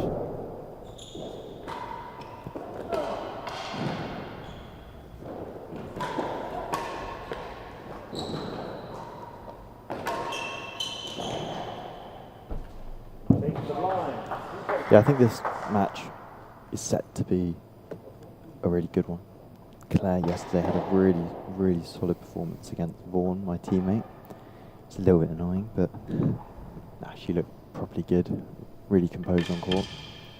And Gordo, I hate to bring it up, has beaten the home favourite, Bertie Vallat. Yeah, he did. 9-6, well. came back from 7. Sorry, 9-7. Quick to correct me there. I'm over it, really.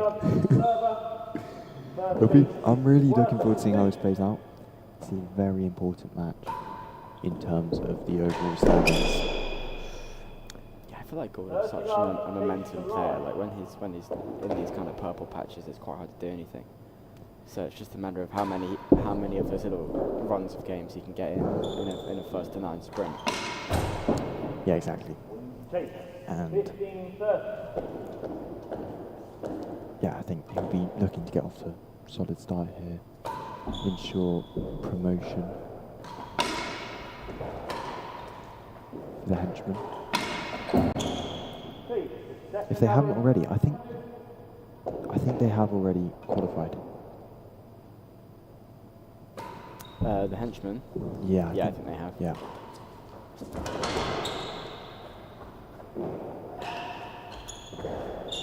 Case worth 3, 2 cases.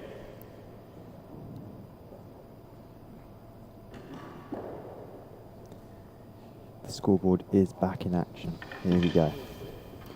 Bit of support from Petworth House Tennis Court, saying let's go Gordo.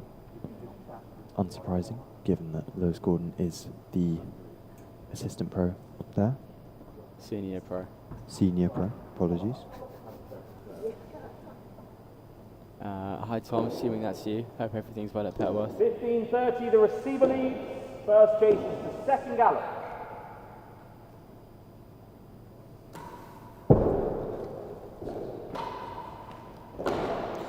Great cut there. Wins the chase.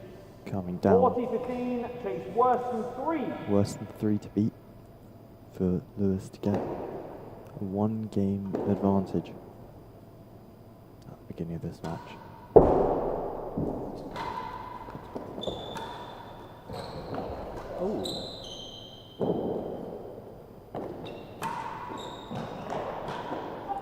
Oh wow, Oh. that is incredible.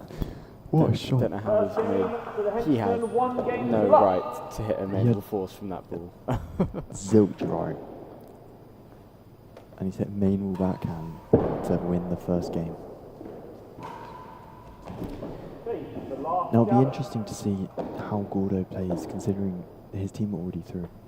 But I think that will just spur him on, get him really egged up, and I hope he uses it just like yeah, that. we're just seeing all-out attack from Gordo here at the start of the match. I guess it's just about how Claire can neutralise it, because it's quite clear which Lewis Gordon has showed up today. Yeah, and I mean, if we're looking at the overall standings, as a Maverick, which seems funny to say, playing under Ben Taylor Matthews, I'm going to try and remove all bias from this commentary, but I am supporting Lewis to win this. Despite playing doubles in the British Open with Claire, the privilege that was. I mean, Gordo is off to a flyer. I really don't know what you do against this. Just watching those last couple of points, thought Claire did pretty well to get those balls back. Yeah, I think Claire's defence has always been really strong. I mean, her practice partner is arguably the greatest attacking player and oh my player god! of all time. I thought you meant you for a second. No, I've hit with Claire a bit, but I wouldn't consider myself a practice partner on top of her own husband. But Gordo's done well to get past that defence so far. So Gordo found this serve against me halfway through the match yesterday. This like slow-paced underarm twist from pretty far left on the court.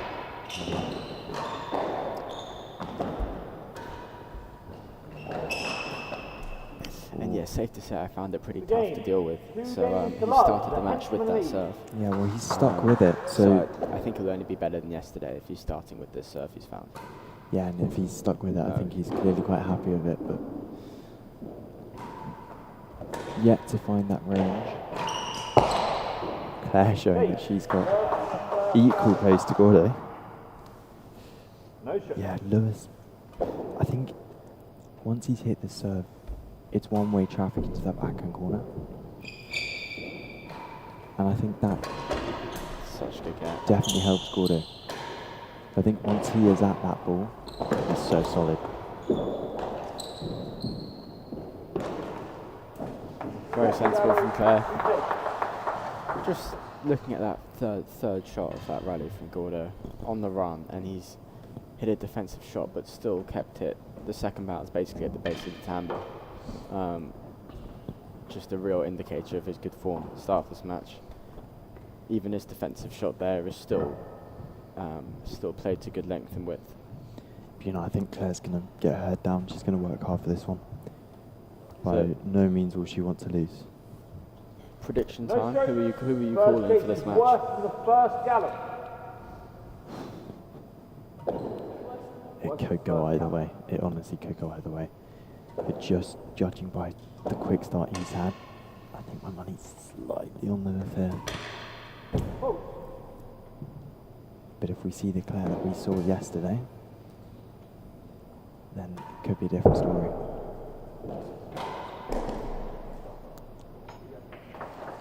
Geenhalgh chase the second gallop.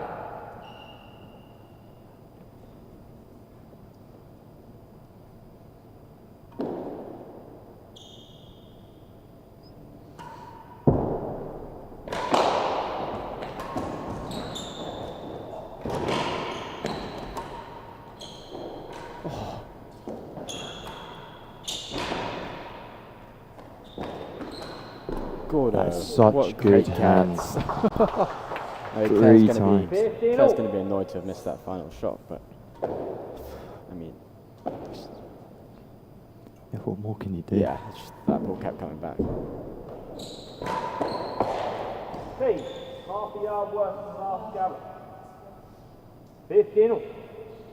And this is, I know we're at early stages of this match, but a 3 or a 4 love lead in a first to 9 sprint is really is a lot of trouble with no kind of reset option. Yeah, that's great so footwork from Gordo to adjust to that. Sorry, I interrupted Claire's you. going to have to stem the bleeding here a little bit.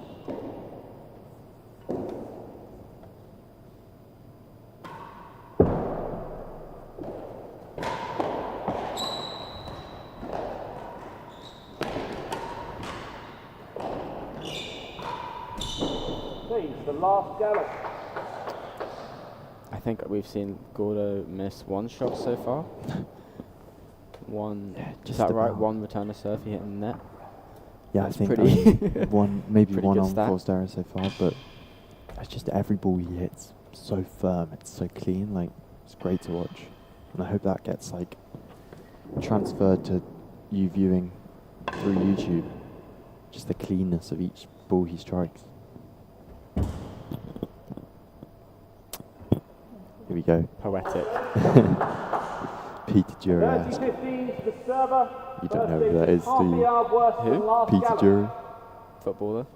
It's commentator.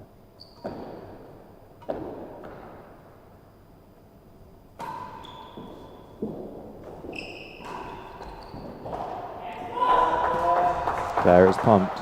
30 all. 30 all chases the last gallop. Keeps it bouncy.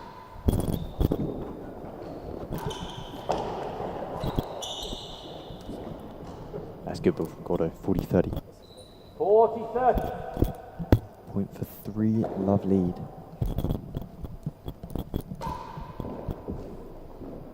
And it's crept over. Best in the first gallop.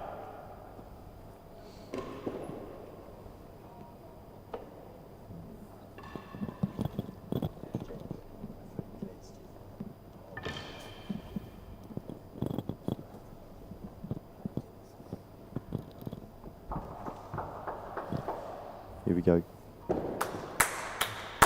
Claire's going to want to keep this one tight. 40-30 to the Keep receiver. it out of those galleries. Better than the first gallop. Better than first to defend. It's a difficult ball.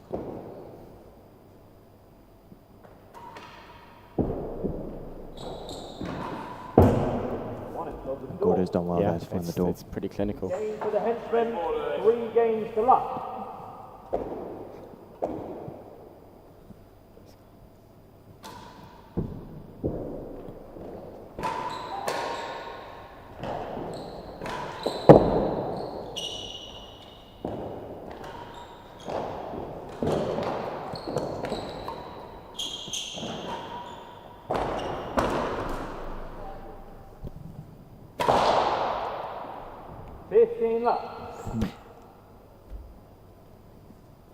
Not normal that you see frustration from Claire, but I think she might just be doing that to loosen it up a bit.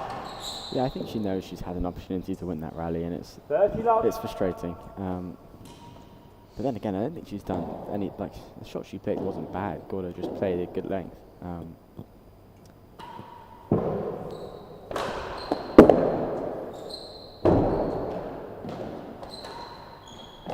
Yeah, it's a lovely ball.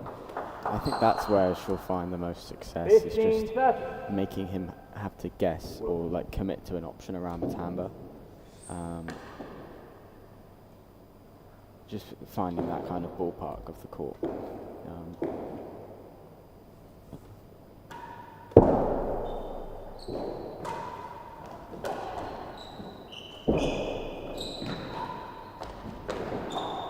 Through.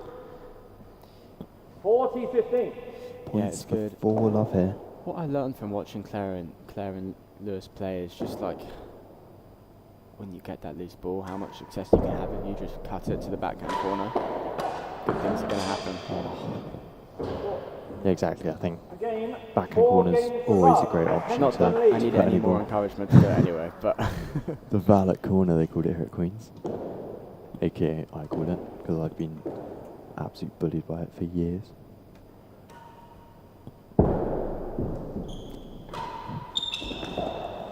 And as Bertie pats me on the back, it's a great ball.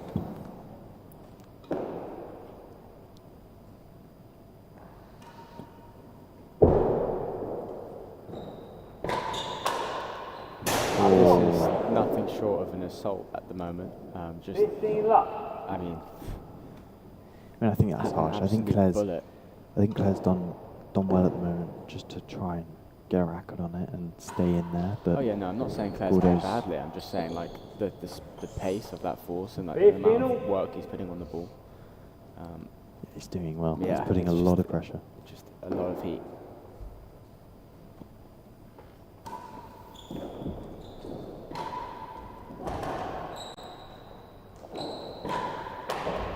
Yet again, peppering that backhand volley, 30-15. which by no means is a weak shot of Claire's, but One chase of 1 yard.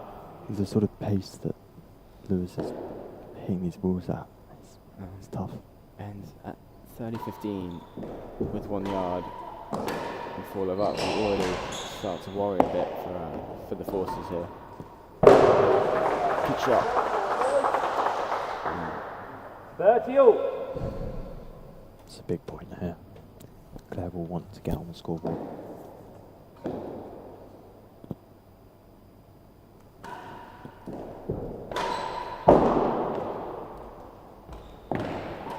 Yeah, good shot. Really, really important for Clare to win that point with chase 1 yard.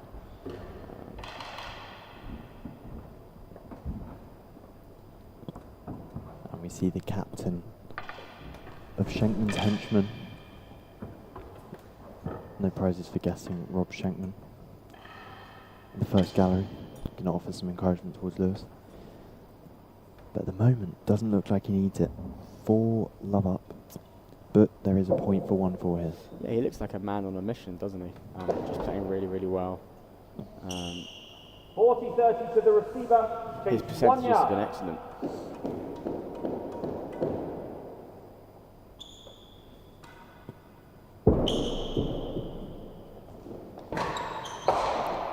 Claire's done well to get a good bit of pace off that nice serve, but not quite enough to beat that 1 yard chase.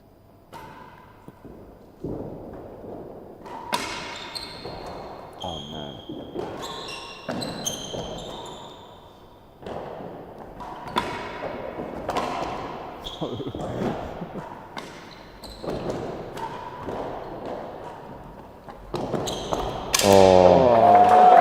Some unreal retrieving there from their scoring. Nice, some proper good stuff. Sorry for talking during the point, I just couldn't believe those kept coming back. You do have a habit of making interesting I noises. just love the game.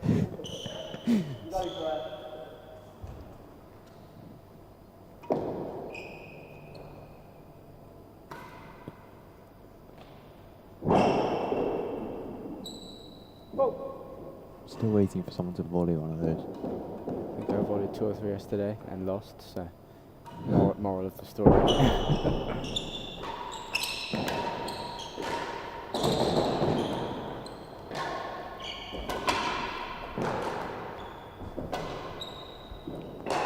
Just a joy to watch, like It just, pure ball striking. I mean, especially from this view we get up here, it's just elegant. Yeah, and a huge, I mean, Clare needs to get on the scoreboard here.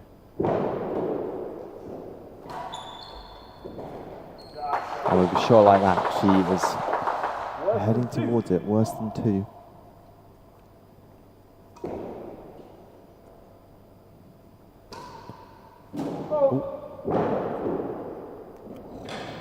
If only that counted.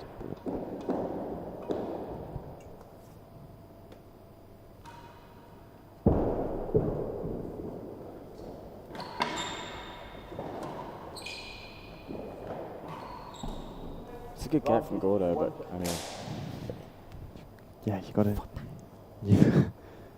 got to ask a little bit more, just a bit more clearance over that net, but I think Claire's finding her strides a bit. I do like the strategy of Claire's of just cutting it into the backhand corner. It's all you've done for. I actually think I need to do more of it. It's my tactic. If anyone hasn't seen Bertie play, I'd recommend going to the. No, I've strayed from the path. I've started going cross court too much. I need to stick to that shot. Receiver's advantage. Chase worse than 2. I think Claire's probably taking a bit of inspiration from you, Bertie. Yeah, I think it definitely not the other way around. Better than 2 here. Gordo just going for a little bit of cut to try and bring it down off that back Here heel, we but are. So 4 love juice.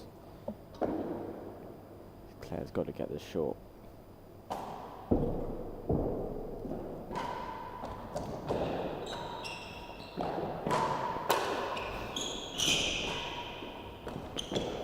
Now, chase better than 2. it's just That's different. just The way he strikes that ball. different gravy. Yeah, No that's if huge. buts or maybes. Just absolutes.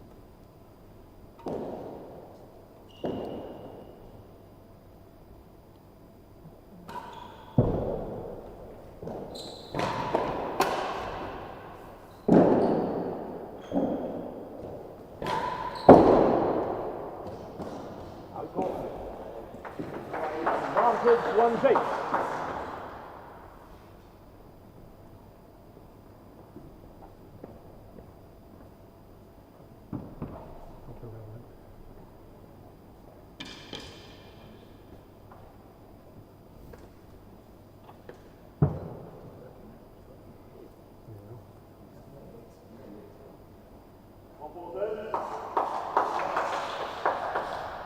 Receiver's advantage, chase is better than 2.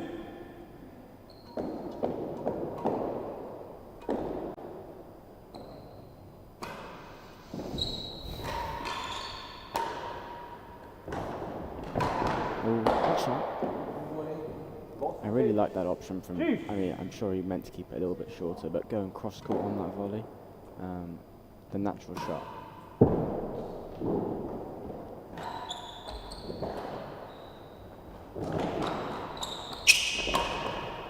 Another outrageous get from Gordo. And I mean, if that had found its way into the winning gallery, then it would have been nothing short of absurd.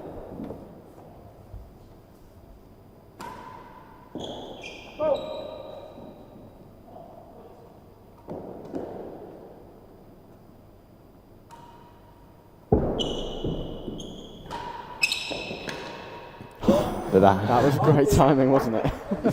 Just, I mean, Bertie Vallat reads the game too well. Claire's smiling because she knows she's played a good shot there, and It's been Gordo's just unrightfully punished. just walked up the court, casual as anything, hit it in the winning gallery. He Thanks is for on coming. fire currently. Claire's a champion competitor, though, and she's not going to be put off by that.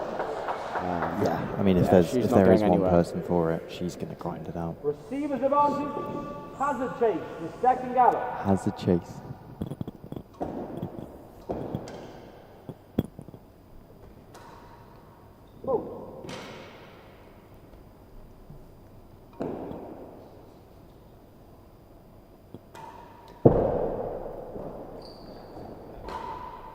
Look, it is always a bit of a struggle when you go for that tight first serve to defend a hazard, 5 games to luck. and it doesn't quite land, and then you have to go for a second serve instead. Yeah, it's tough. You just ask them the question, make them play a bobble serve, and then if they hit the gallery, fair enough. Or do you go for a really tight second serve? Yeah, and I think Claire did go for that tight second serve. She went for a demo 15 PK, love. but wanted it to miss, but it just clipped and leaped on that ski slope of the penthouse that we have on this court. Great court.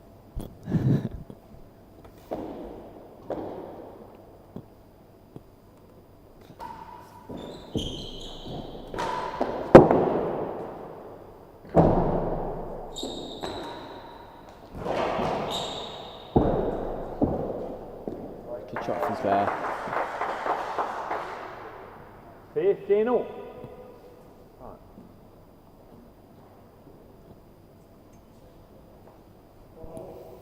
Fifteen all.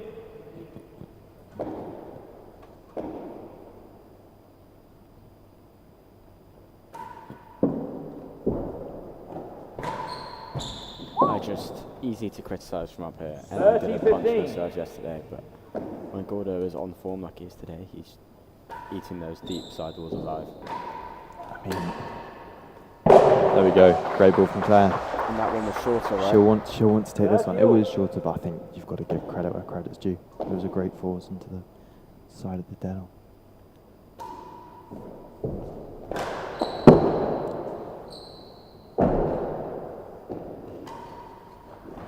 Yeah, it's the perfect length. Very Perfect length. composed, keeping it short but down full back. 40-30. Now we've had two tight games here.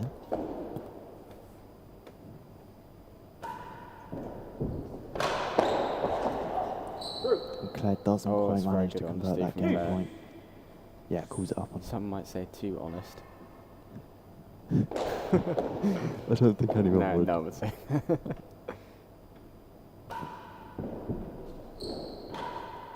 That's a lovely ball. Great time for that shot. I think what Lewis has done really well, and it's going to go relatively unnoticed, is he's not hitting your first galleries, your second galleries. He's going for the last gallery. And it just means Bertie laughs at me, but I think it's completely right. It just gives Claire a lot fewer opportunities to beat that chase. She doesn't get that last gallery way out, but I think Gordo's found that ball consistently. Do you not agree with that? Sorry, my headset just cut out there for a bit. I like what you're saying about Gordo finding the last gallery. You're right, it's keeping pressure on Claire. She's got to find a response on the floor. Yeah. He just seems to have his margins down really, really well, finding his spots. I think that's fair. But as things stand, Last gallery. the forces are under quite a lot of pressure.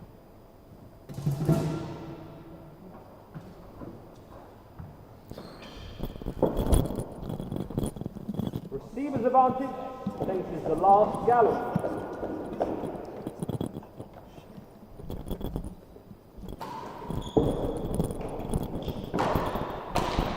That's a great ball from Claire, and that brings up her first game. 1 game to 5. 1 game to 5. Lewis just taking his time. I want this momentum back.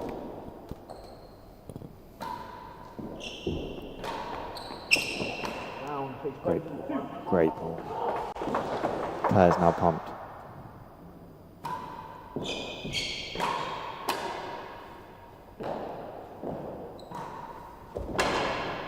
Yeah, it's good.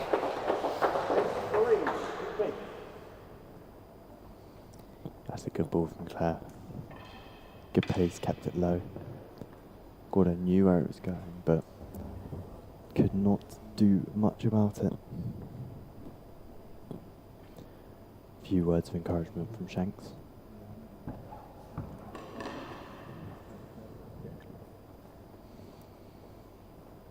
I don't know about you, Bertie, but I reckon this first one at least First case is better than 2. either going to be heavily cut or heavily smashed. Beat it.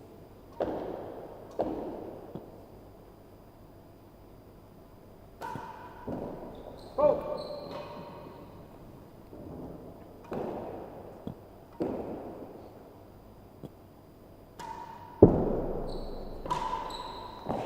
Lost it, so 2-3. It's gone for the cut. What was the chase? Better than 2? Better than 2. Great lead from Claire. The mark is always right. It did. I would have said 2 and 3 personally.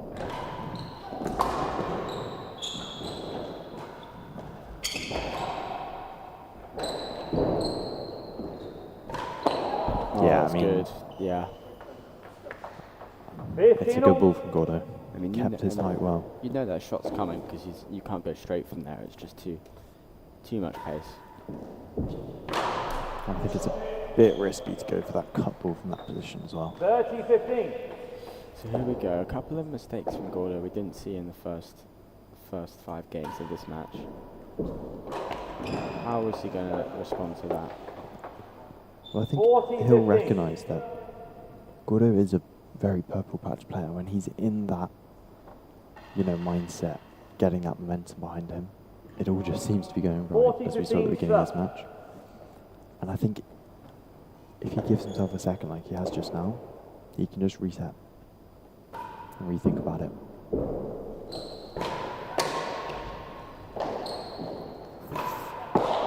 But Claire's defence continuing to impress, I'd say.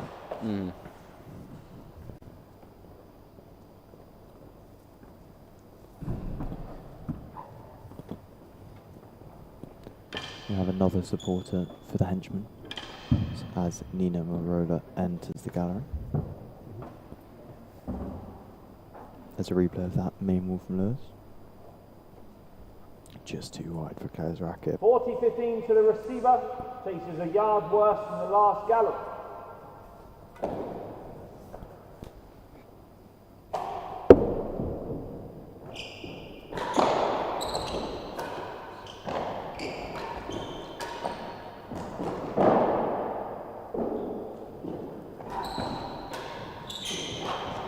Yeah, Lewis has read it well there. That's a difficult ball. I Quite think stealthy how he snuck up the court there. he snuck up the court well, but then when that ball comes to Claire, she's not expecting it to come that quickly.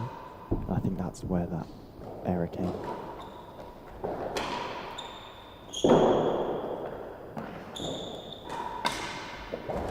Oh wow. Speedy guapo. You can only applaud retrieval like that. Great rally. And that's the kind of rally that I think both pairs can be pleased with. Claire will take a gallery, server's end. But Gordo, I mean, both those chases were probably going to be about 2. So last gallery seems a lot better than that.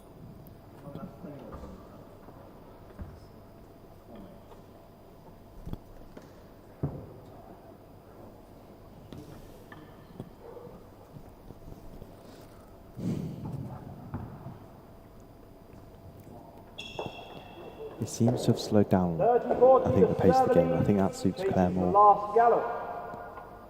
as she starts to get a few points on the board.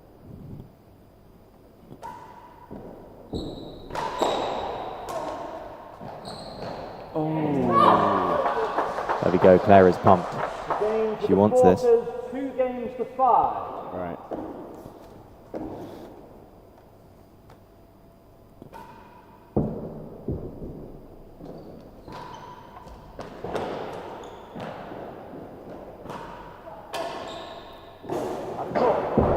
Oh, 2 for the price of 1. Yeah, it's a bargain. Buy 1, get 1 free.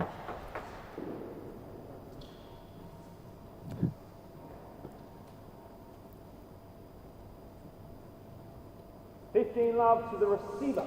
Question is, was that ball in the same set that we've been using? See, if not, we're going to have to take it off court. Oh, Yeah. it's a great ball from Gordo, but the gap from Claire matched it.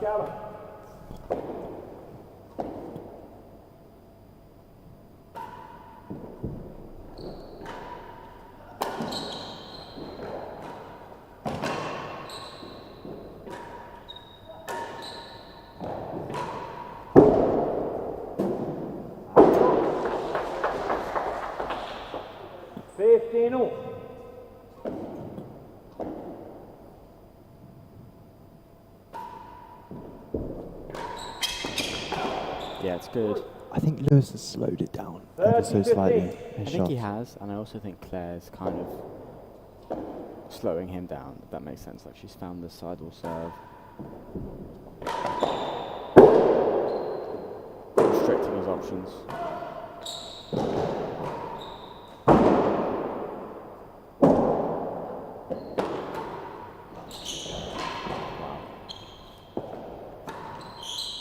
But yeah, we're also seeing we're seeing shots on the penthouse that Gordo simply wasn't hitting at the start of this match. Now this is a big point. Has a chase as well, so wide open.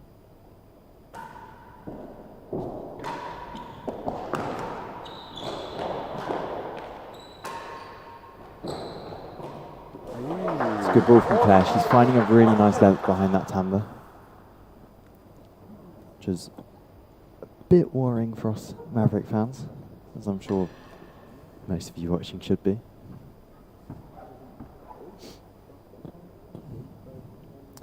But Claire's found a bit of form here.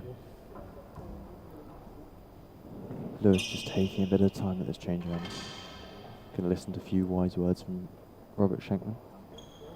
It'll be interesting. I wonder how Rob's advice translates into Lewis's game, given they've got such different styles. Rob, the more inclined to retrieve, run around, get a lot back. But Lewis, a bit of a harder hitter. 40-30 to the receiver. Hazard chase to the first Very different gallop. players, obviously on very good terms. Good doubles pair. Oh, that is... Thing is, I think if that went 5 inches higher over the net, yeah, shoulda, woulda, coulda.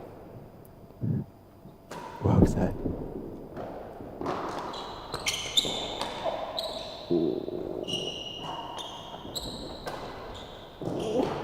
That's a really good The gap. fine margins. Serves advantage. I mean, Claire's Inches. played a good rally there. Just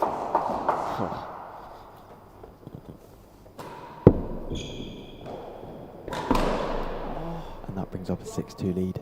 The game to the Henchmen. 6 games to 2. That Lewis is Gordon. costly. That is very, very costly.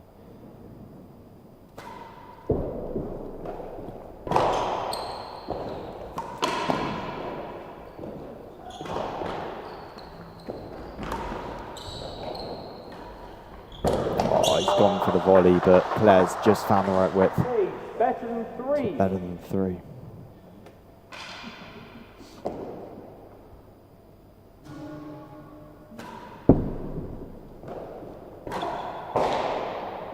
And then better than the door. 2 Yeah. chases. I don't know about this deep railroad. It just doesn't seem to be doing much off the back wall. The thing is, it doesn't tend to kick in here at Queen's. Correct me if I'm wrong, but Definitely not when I do it. as in it does kick in, No, or it doesn't. it doesn't. It's tough. I think lots of the best railroads are kind of slow and spinny. Rob always seems to manage to make it come in, but But the rules are a bit He's Rob. different for him. Yeah. Yep. Yeah, I think this is a court where you're going for length rather than width. Yeah, I agree. I think that's fair, but you would obviously like a bit of Better than 3. tightness to that wall. Better than 3 to beat here. I'm guessing a floor shot, but knowing Gordo,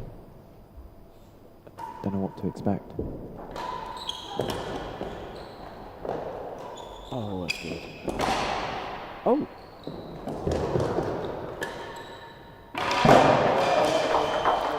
Sorry for talking everyone. I thought the rally was over and Claire got it back.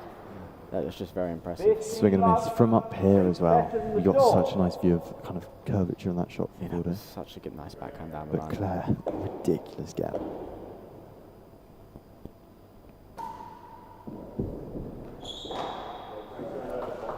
That was off better than the door, I think. 30 love. 30 love, Claire.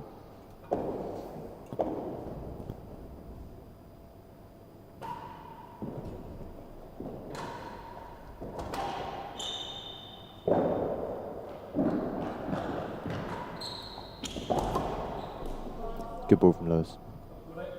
15-30. This It's feels sufficient. like one of those make or break games. Yeah, it does. I mean, 7-2 versus 6-3. It's huge.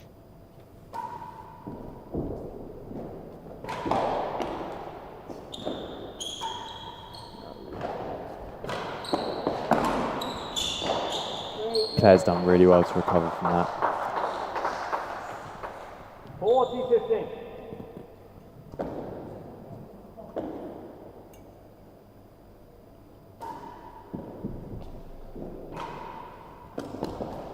Stroke.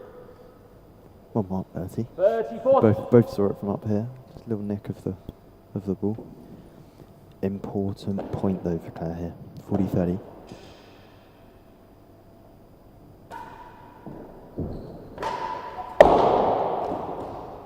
Bang. First gallery.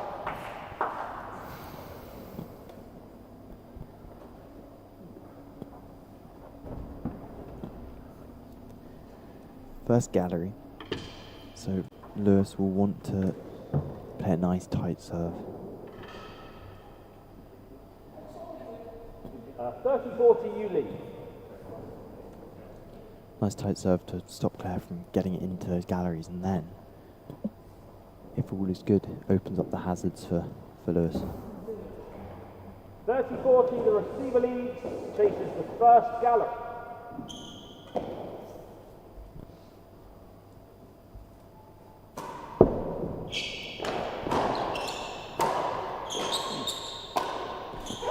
That was a nice tight serve. Gordo, a bit frustrated. Game to the forces. 3 games to 6. I think what he's gone there, I think he's gone for that slap volley to try and just throw in an uncomfortable one for Claire, but she kept her cool.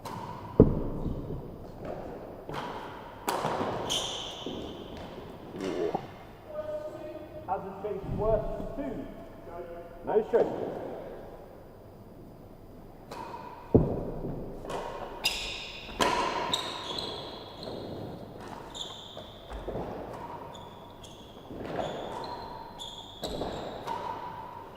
Yeah, great ball there. That is just very, very good. breaks the grill. Nothing too profound to say about that rally apart from well played. Bien joué, as the French would say.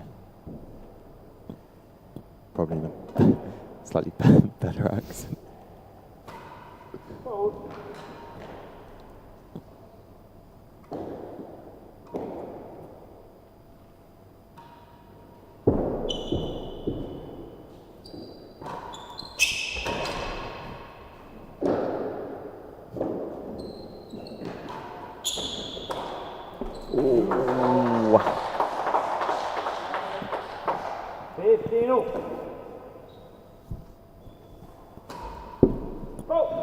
Well marked.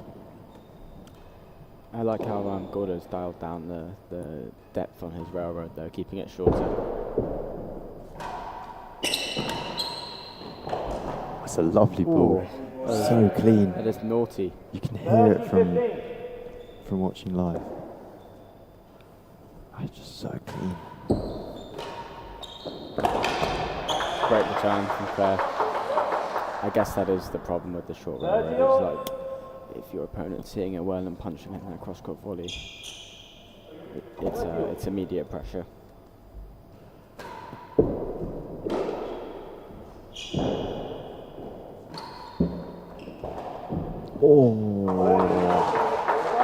Great ball from Claire. Gordo almost digging that one out of the corner, but chance at a second successive game, which Claire, I am sure, would very, very much like.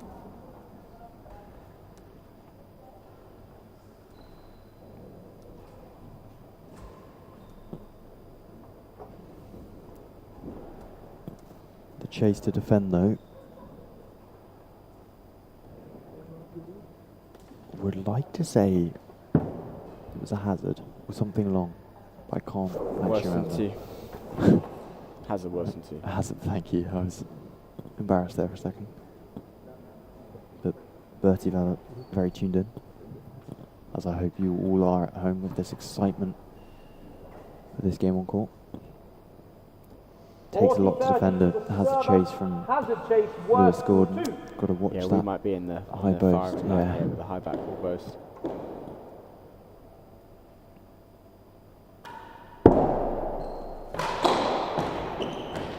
Oh, just find a perfect I length. mean, that's good enough to beat any chase.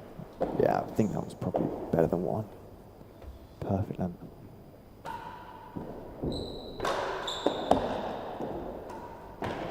Yes, lovely ball from Claire.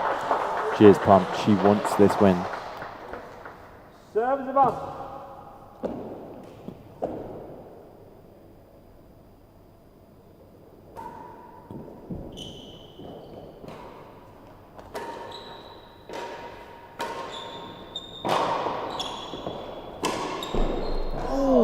Seeps over the net. Claire's angry, but arguably, Yeah, I think they tad can both be lucky. annoyed, Yeah.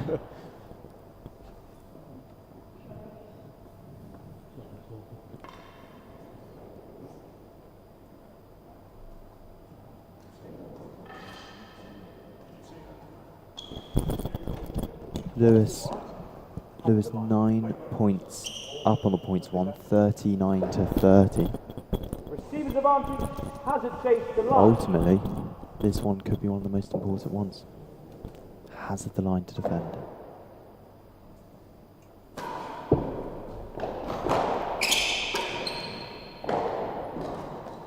And Claire has played that beautifully. That was an amazing serve from Gordo, Yeah, keeping it tight. And that's game to the forces. But Claire's brought it 4 back. games to 4-6, 2 in a row. Lewis looking a little bit frustrated.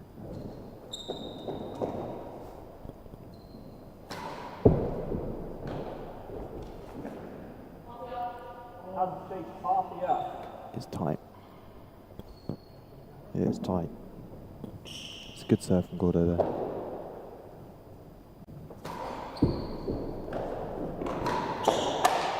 He's starting to find that width on the railroad, but with a little bit, 15 luck. with a little bit of room. Claire's hit a nice main wall.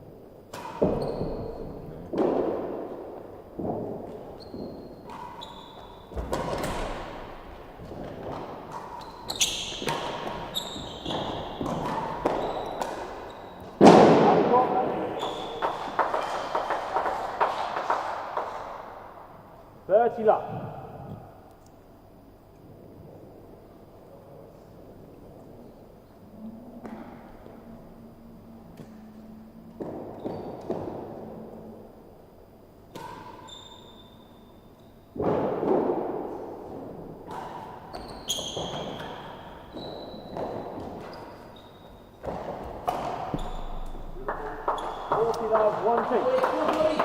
I just feel like we're seeing a really sudden and dramatic change in body language from Lewis Gordon. It just seems, doesn't seem like he's loving life. And whereas Claire's looking very pumped up, and the scoreline is getting closer and reflecting that. So let's see whether he can find some form again. I think Gordo's going to make the most out of this time just to collect the balls, refine himself.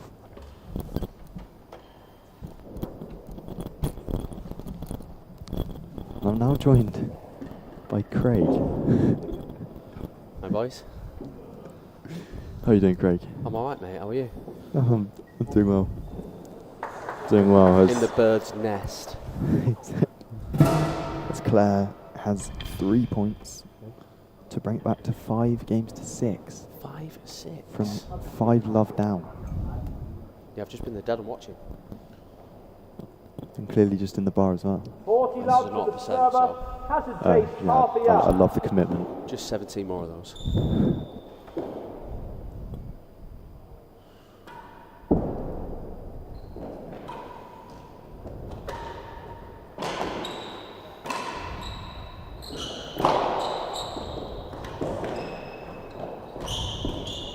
There we go. 5 games to 6. The game to the forces. 5 games to 6. Getting close. Gordo showing a bit of anger here. I think he'll just want to stay calm.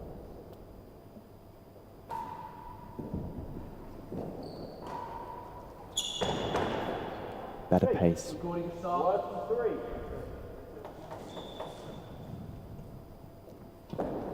Who have you got today, Hen? I am playing with Ben Taylor Matthews against Bryn and Neil Mackenzie. Queen's duo.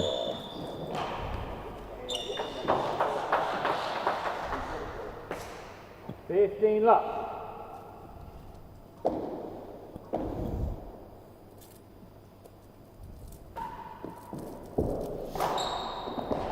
Three, better than 4.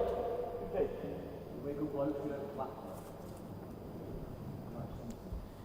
Two chases, 2 pretty short chases compared to what we've been seeing so far.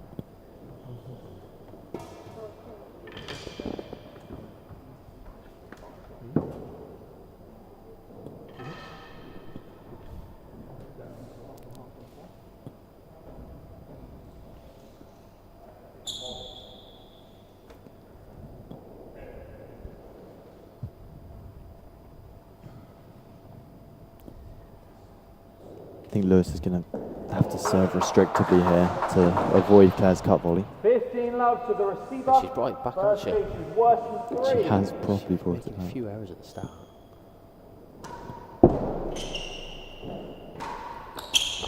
Oh, it's a beautiful shot, see Fahey. 30 love, please, better than 4. Can she replicate it? Growing into the game. I love it. Come on, you forces.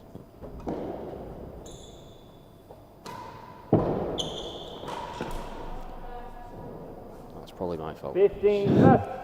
Replicated me against you for half the match yesterday.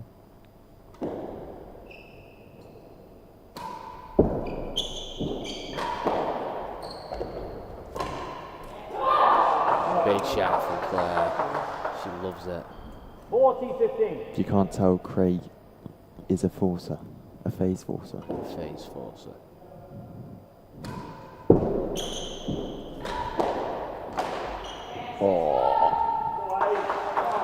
So it's an interesting dynamic now in the commentary box. 6 games With all. me supporting the Henchmen. How you Well, because if they win, then we've got a better chance of going through as Mavericks. Yeah. Well, new forces then. 15 love. Bit of friendly rivalry here.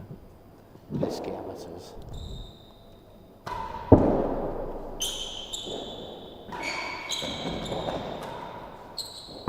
Great change of serve from Gordo. 30 love. Can he use it to find a bit of momentum?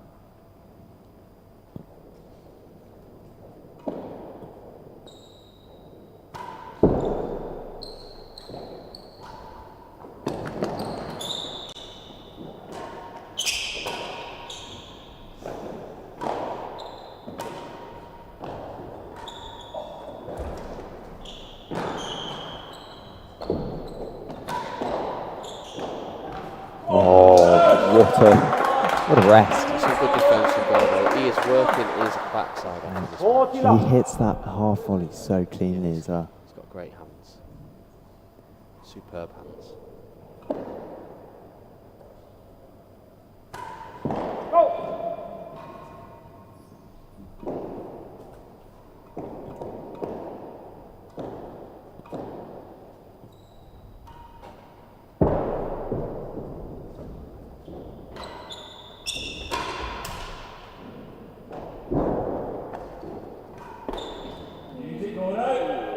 She has been peppering his back out this whole match, and he's been 7 games to 6. scraping it out. He's done some ridiculous gets in that one as well. I mean, He gets himself into these corners. a couple feet below that top green boundary line. 7-6 Gordo.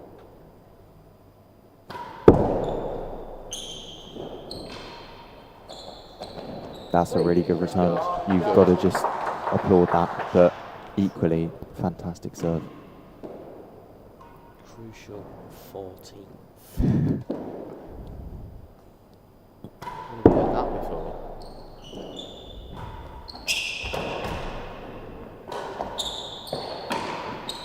That's a break. And that's a great ball from Gordo. Does apologise. 15 love. He gets a 15 love lead.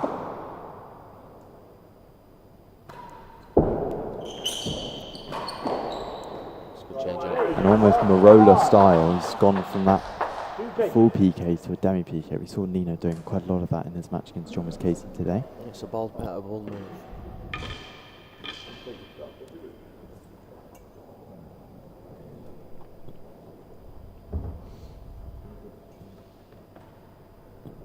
Two chases, 15 love to score.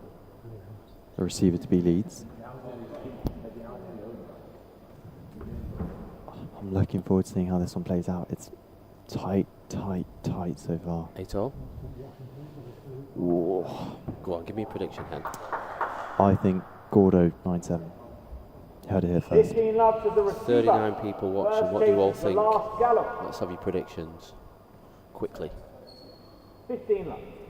Yeah, we're not going to give you like a few games to decide.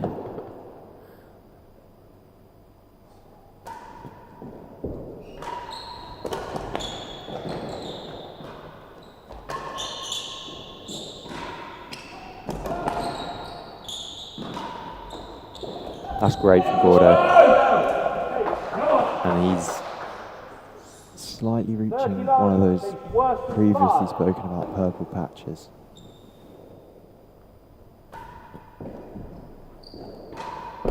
I apologise. Great timing. 15 30.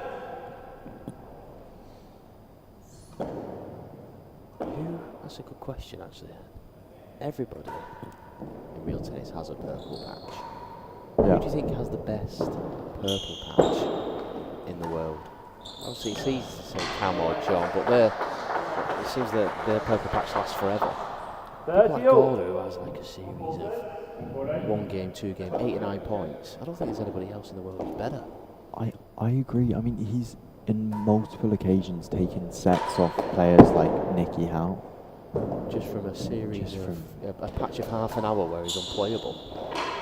Yeah. He's definitely one of the best in the world. But Claire At has that worked purple her way match. into this game 40-30. He's so close. very nicely. 40-30 she leads.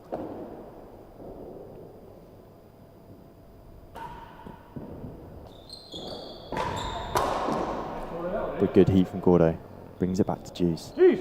I'm going to call this as the most important point in the match so far. Okay.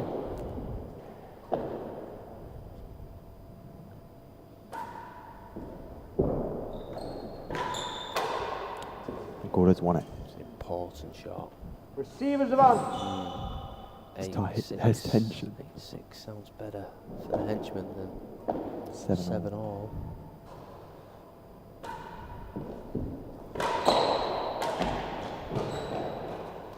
Some good hands.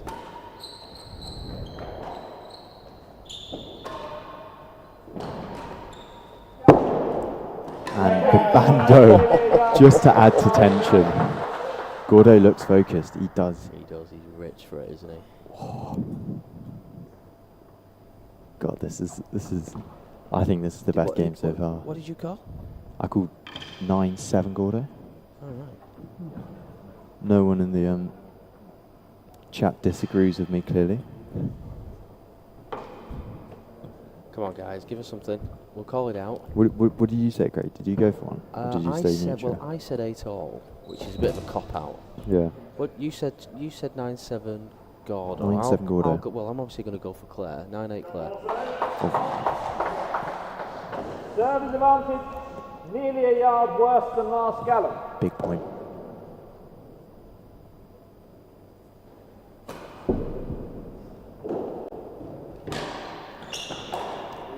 Nice. wow. Fist pump.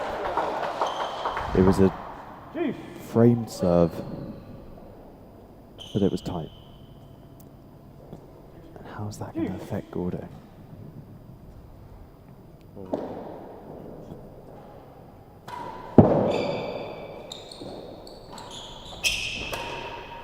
Again, working Gordo's backhand. She's been doing it the whole match. Backhand, backhand, backhand.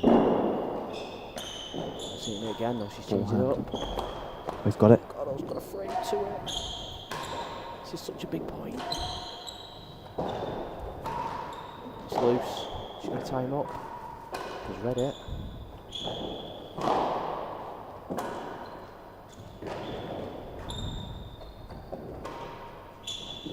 That is. That's an unbelievable. And he's down. He he's is tired. breathing. He is blowing. That chest is going up, down, up, down. I'm tired just watching that. I've still got to play. At least I'm sitting in the net, watching Ben just play 2-on-1s. That's what I do best. Could do some cold plunges at the Queen's Club.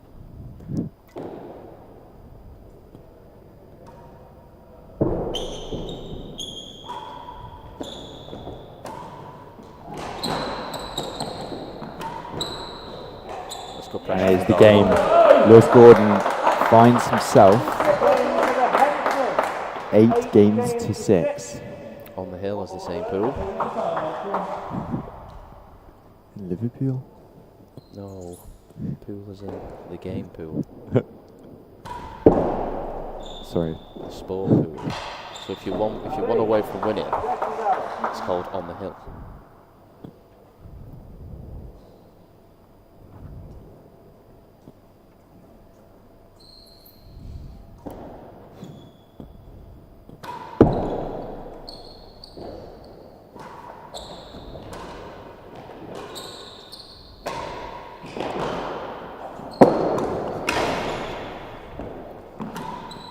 That game is just The ramped up, concentration on his face as Yeah. that ball went on the penthouse.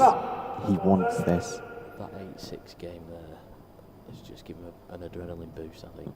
I said it was going to be a tough one, a tight decider.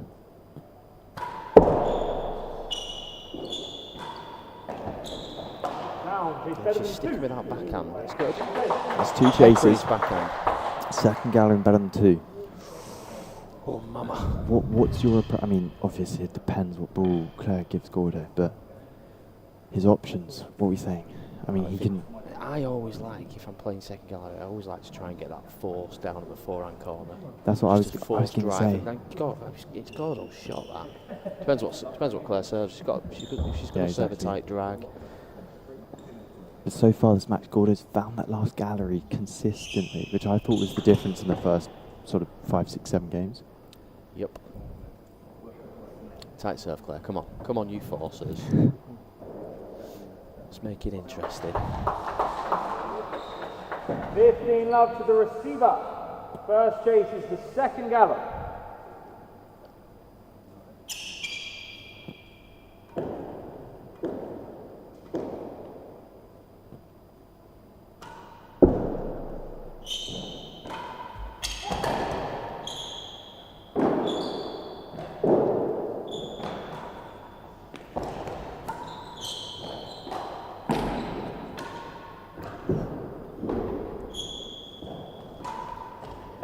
Called it, Hen. Did. You called that. A few tentative shots to begin the rally, but yeah, you called that finish.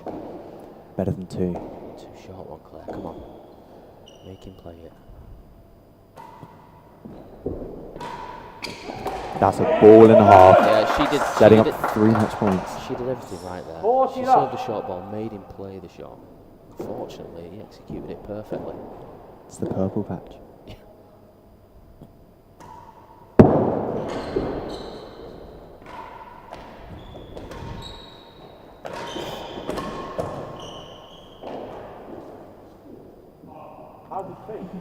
It's a great leave. It's a great swish and whiff.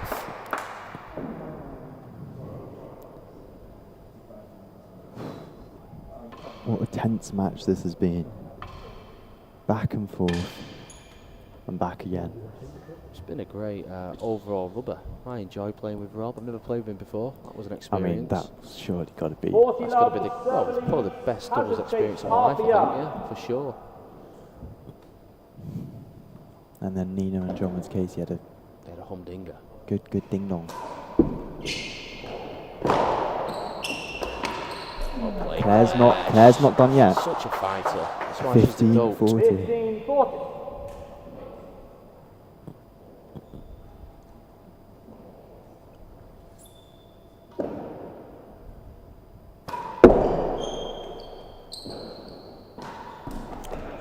Oh. GSM. There we go. The Henchmen take a 3-love win against the FaZe Forces as the Henchmen qualify for the final tomorrow at 5:30.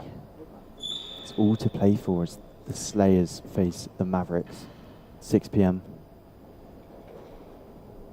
We'll get a view at the table as things stand in just a second, but that is where I will be leaving you. I hope you have enjoyed the coverage this afternoon. I surely have. And it has been a pleasure. Thank you all very much for listening.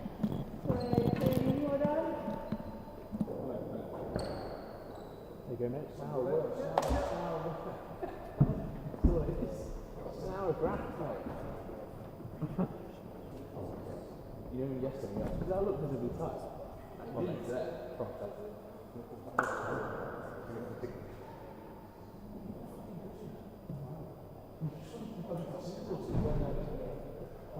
And you go back to that square.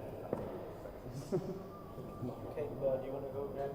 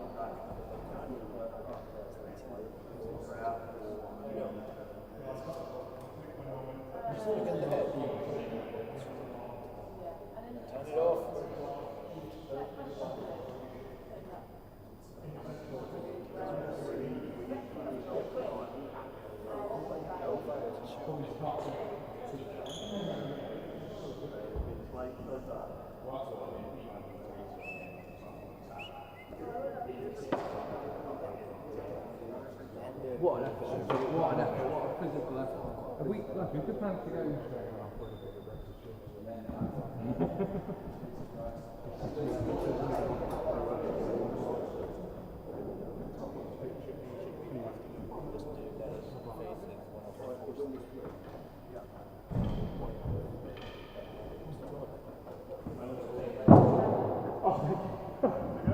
I'll put some calories, please. You need to round it. You round it well. I mean, like, it doesn't give you, you don't get enough. This is going to round.